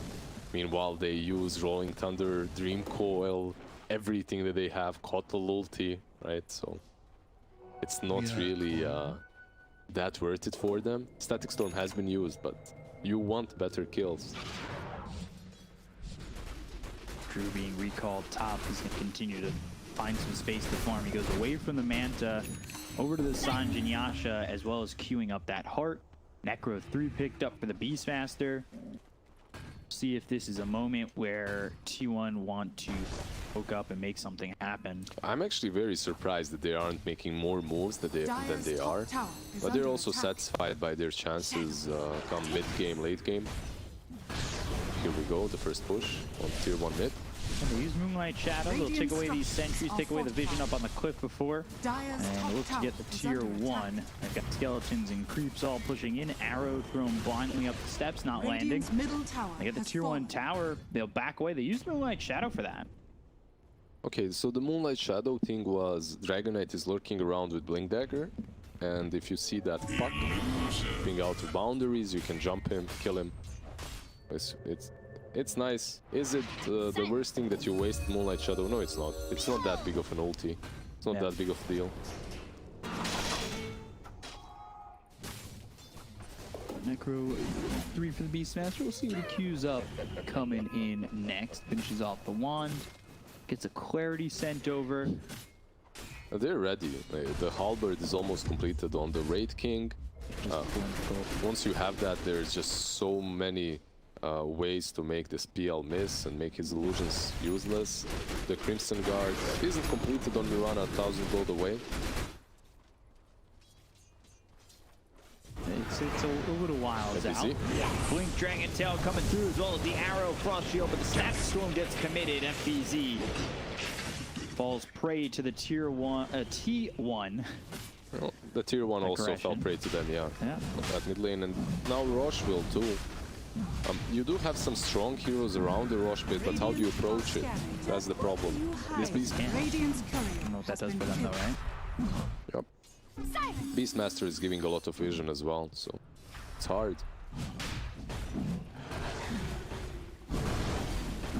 Have a couple Hawks on the high ground in the triangle, like you said, giving a lot of vision. Nobody coming over for Boom. It looks like they'll just concede this despite the fact that it feels so slow. It is very slow, right? Jackie is the one that picks it up, just in case his mana gets burned, right? You don't have that shard yet. This will buy him enough time to get to that shard, right? Yeah, better safe than sorry. I mean, he needs, what, 500 gold? He gets that 500 gold from these bounties and 1 extra creep wave, so... I'll take that.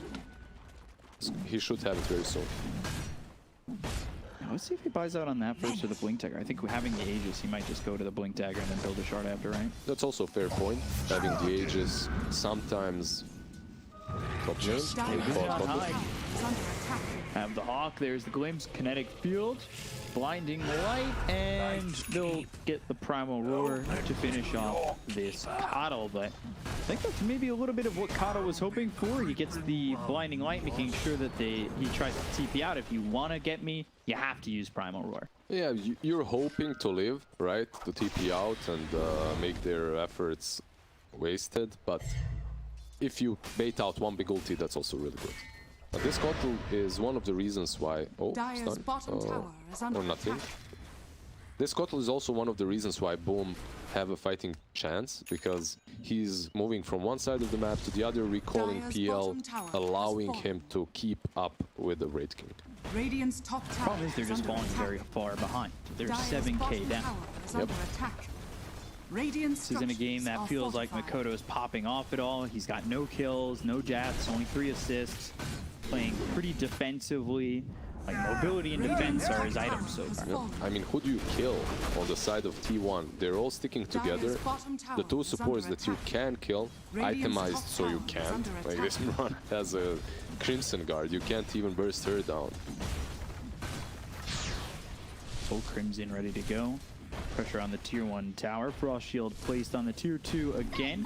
They are starting to rotate in. They've got the Waning Rift as well as the Illusory Orb on the Wraith King, but that's not stopping Jackie. It's actually tier 1 that are coming through.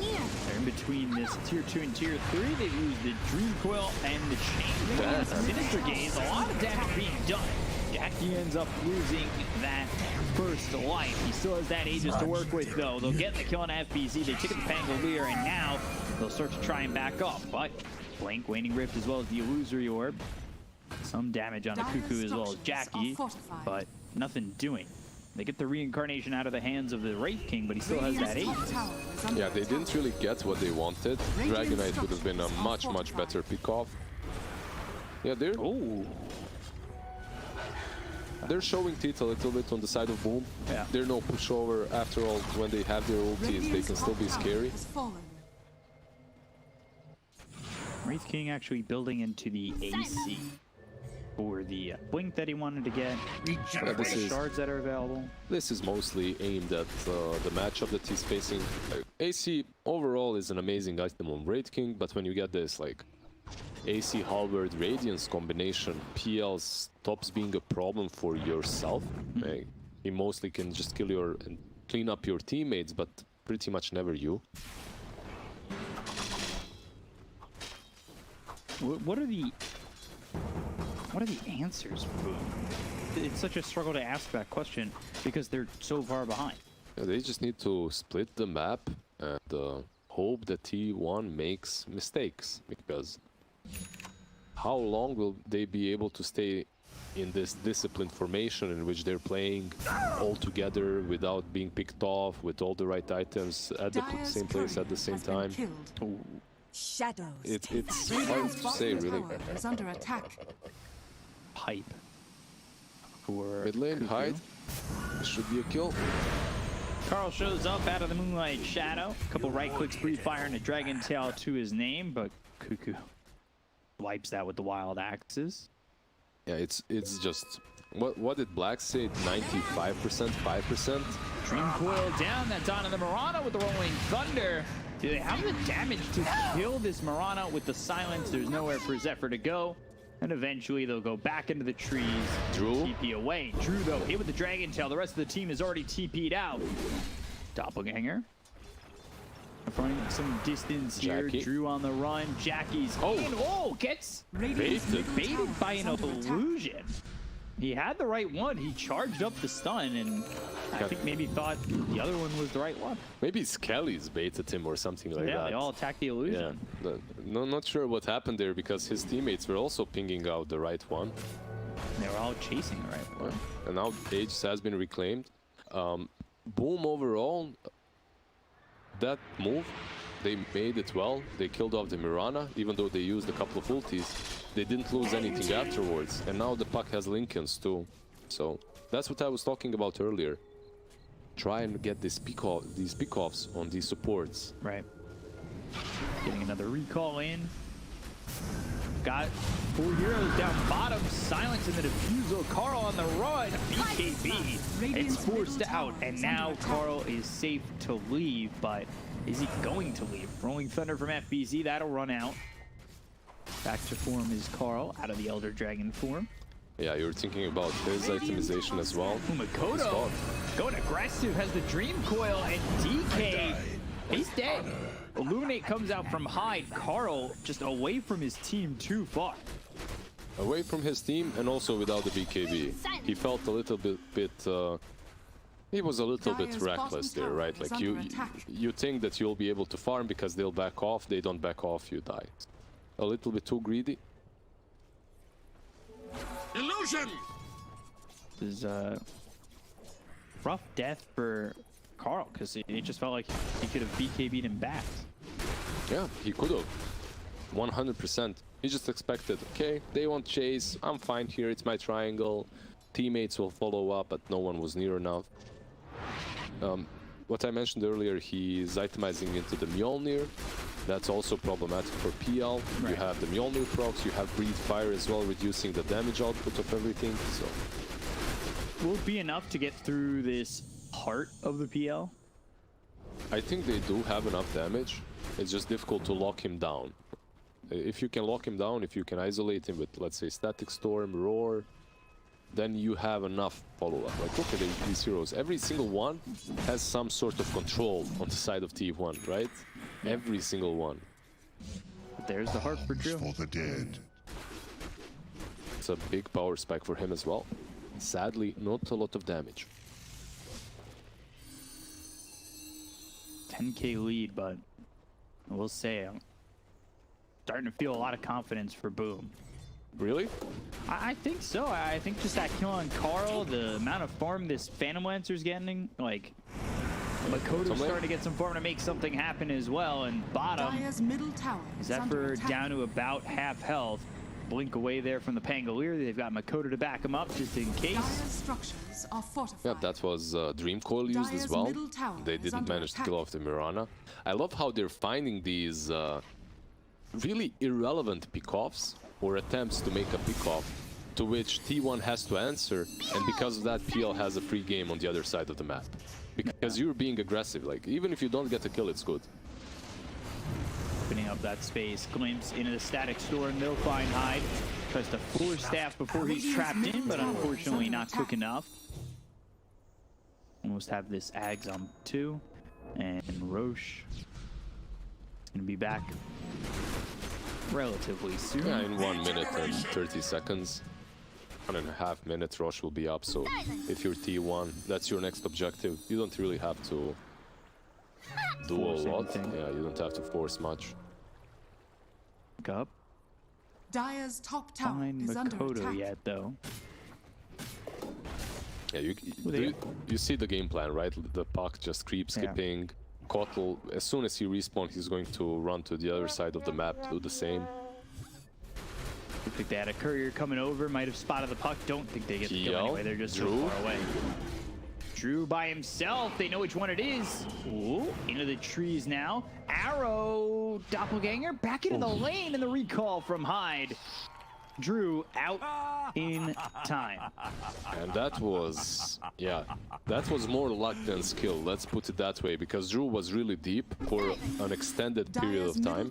He needed to go back a little bit earlier, but with Hyde respawning and with that arrow missing, they get the recall. Really well played by Hyde as well, clicking that recall onto the PL. Yeah, making sure that his PL has a chance, because keeping out's dangerous. It's such a hard spell to press as well. Right? Drew, I believe, was spotted. Blink looking for the Dragon Tail. Drew goes down. Oh, Rolling Thunder comes in. They've got the Moonlight Shadow as well as the Primal Roar that's going to be used onto the Pangolier with Chain Frost bouncing around onto Jackie as well as Carl, but they've both gotten away. Makoto, he's coming in. He has that ulti. Yeah, there's the Dream Coil on it too, as well as the Silence. The attention though on a Drew. Static Storm, it's in. Drew in trouble. Sinister Gaze, that's going to lock up the Wraith King, but it won't save Drew's life. They'll look over at Kesku, get themselves a second. Both these heroes have buyback. Makoto in pretty deep. Illusory Orb, but not far enough away. Carl right on him, waiting for him to blink. Looks over to the side, and it's too elusive. Way too elusive. Wow. And that Dream Call was pretty solid, right? You're catching 2 supports. All you need is your PL to follow up the Dream Call and clean them up. Yeah. Just kill the supports. It's very simple. The problem is you can't go through the enemy sidelines, right? You can't go through the Wraith King, you can't go through the Dragonite, the Static Storm, the Kinetic Field. It's just such a difficult PL game right now. Everything trying to help him stay alive, help him be Roshan has of fallen value to the in these fights, start to get that damage off. It's just not enough. You know, Dire's Makoto bottom only tower doing is so under much, attack. or can only do so much. And Drew gets caught anyway. you were talking about this PL and how he's becoming a menace. What about the Raid King that's sitting on 21,000 net worth? Radiant's How do you go middle through tower him? is under You attack. know, he's a bigger problem for Boom. Took that jape too far. Yeah, and Whitemon dies to Makoto. So Makoto, again, getting a pick off, but it's not... He has Ags now. Yeah, it gets into the axe, but it's not a pick off of really any sort of like feeling for T1. They can just let that go. That doesn't need to be like, oh, now we have to rotate, now we have to make something happen. Like, Disruptor dies, he's back in 30 Radiant's seconds. middle tower We'll wait for him is to be under up. He's got attack. Static Storm, we'll go again. So as long as that happens, like you just said it, as long as they let it go, that's the key word, because sometimes they don't let it go, and because of that they find themselves using their ultis around their own tier 2 when they could be pressuring and pushing, right? So Radiant's bottom tower just discipline. is under attack. Dire's top tower is under attack. Bottom tier 2 getting pressured, and the pressure will make it crumble. Radiant's Not turning into bottom tower diamonds, has though. fallen. Turning into rubble. No, Diamond is the outpost that you can pick up afterwards. They had the tier 2 before on the top lane, so it's really that important. And they have both outposts right now, while till Dire's that top tower is under attack. 30 or 40-minute mark. You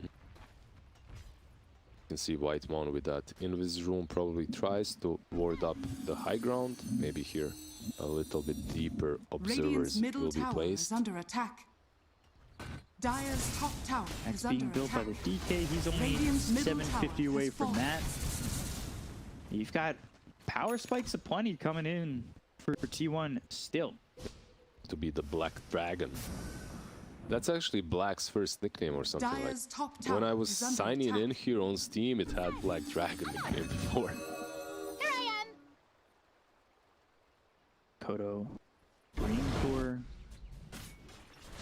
Aki, like we said, building up towards that Abyssal. DK after this creep wave will have Axe. Yeah, I was thinking the team might get the Mjolnir on the Raid King. You have one already on Dragonite, but it's not that bad to have two Dire's even. top tower is under attack. You can see that they're Radiant's slowly top tower choking is them under attack. inside their own base. Yeah. They can't get out anymore. Falling further and further behind in terms of net worth because they're choked in. And now Jackie, the spearhead going into the tier 3. All the tier 2s have fallen, and in a situation such as this one, if you're Boom, the only way you get out is with a smoke. Or if they push high ground, obviously, and you take some good engagement. BZ, the rest of the team, all here over mid. There it is. There's the Ags Dragon coming in. Joey Wheeler would be proud of the Black Dragon coming out. Jackie getting low already. Needs to be careful while Carl hits away at the tower. That's the Pango with Enchanted Quiver, by the way. So he deals a surprising amount of damage every time. Maybe T1 feeling Radiant's it too difficult to bottom go for tower that, is even under with an attack. Aegis. Yeah, they could have forced it. They still have 1 minute to work with on the Aegis, so I would like to see them use that advantage, but when you're holding the whole map the way they are, you don't truly have to do a lot. Just stand on the triangle, farm Radiant the are hard camp and scanning. the Ancient and prevent them from going out. But they are smoking, so... Ooh, they got the scan. They know where the Dire are. Look at them just pushing high ground. Radiant's middle This is tower such a crazy under play. attack. I like this a lot, actually. Just go for the high ground. This gives them an opportunity to get to tier 3. That's exactly what they do. Blink in, Waning Rift, as well as the Illusory Orb, trying to do enough damage done to Jackie. Sinister Gaze locking him up. Again, still working with this Aegis. The timing's getting close, though. Time Aurora is out. Jackie, though, on the run, and I believe he has that Aegis, yeah, for 15 more seconds. Going to have that reclaimed right now, get that region kicking in. But yeah, that's a high ground push. It was a very funky, interesting, cheeky play coming from T1. Because usually when the team smokes up, you meet them on the triangle, right? Like you can kind of see when they're smoking up, or at least anticipate it. But they anticipated it so well, they just rushed straight high ground. Blink Dragon Tail coming through on the Pangolier as well as the arrow that follows it up. The Static Storm also committed for this. They get the kill on FBZ.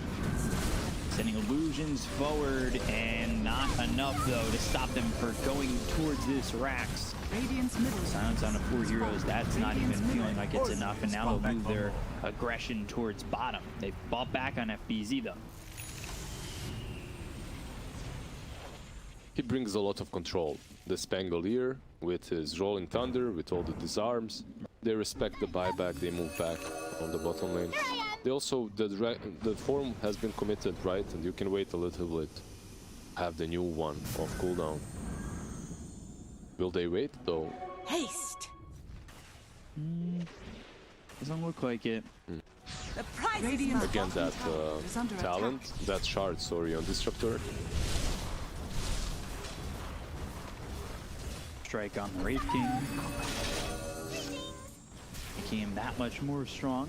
He also, by the way, has Elven Tunic. So now you have so many different ways of evading PL. The extra evasion, the attack speed, the movement speed, all there with the Elven Tunic. Yep. He's going into the BKB next.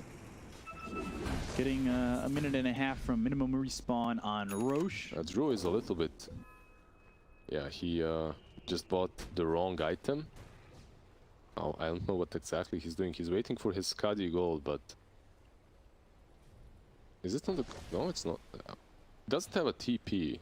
Now he does. Now he does, yeah. He's gonna buy it with... Yeah, he should buy it with a courier. He's getting out. Shadows take us.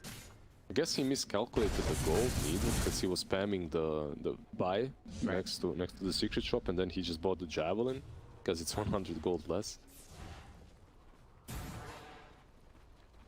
Yeah, He's got the gold. He's got the gold now. Radiant's top just tower needs to is under actually attack. buy it. Probably would be better for him to buy it on the dire side of the map. dire side, because yeah, that's courier. Oof. Spell Prism for the dire side. Well, of course, Dragonite. Ooh, Spell Prism for both sides. Overwhelming blink for the DK. Just another way of dealing with the illusions. The AoE is really, really nice from Overwhelming Blink. It's one of those items that we really didn't value a lot, still don't, but in some situations it's good.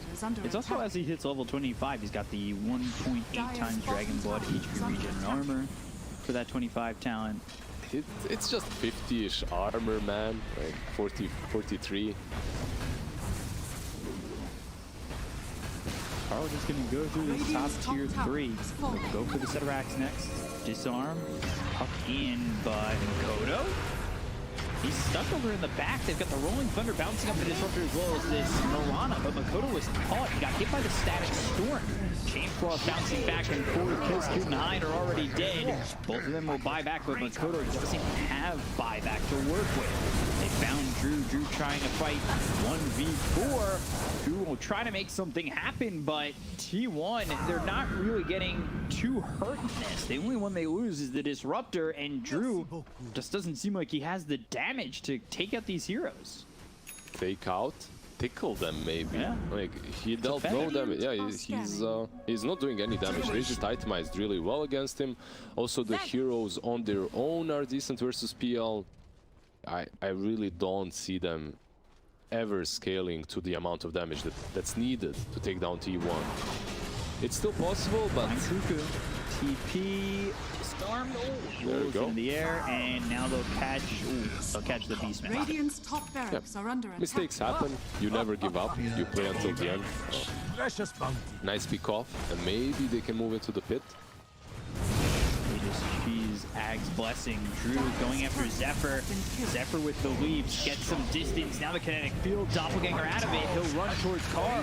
Carl's kind of disconnected from the rest of his team, but he's got the BKB, the Chain Frost bouncing. Curcuit and Hyde are dead again. They both fought back already. We'll get the Dragon Tail onto Drew as well as the arrow. Phantom Lancer in trouble. Starstorm hits. There's the kill on Drew. Gone for 84 seconds. No buyback available on this Phantom Lancer. And they can decide now to go either into the pit or just push high ground. He has no buyback. You saw that item completed just a little bit earlier. The last time he pushed Puck and Pango. This is a difficult job for them to defend versus the other Dragon. Wing Dragon's on FPZ. Here's the Dream Coil on the 2, but it's not going to matter. FPZ's already dead. And it's Puck against the world. And, well, they'll just tap out and call GG. Puck won't even try for it. And T1 will take the series over Bloom Esports 2-1. Well done by T1 to take that game. Looked very easy for them, and eventually Boom just run out of options. Yeah, they definitely did improve when it comes to the draft in some of these games.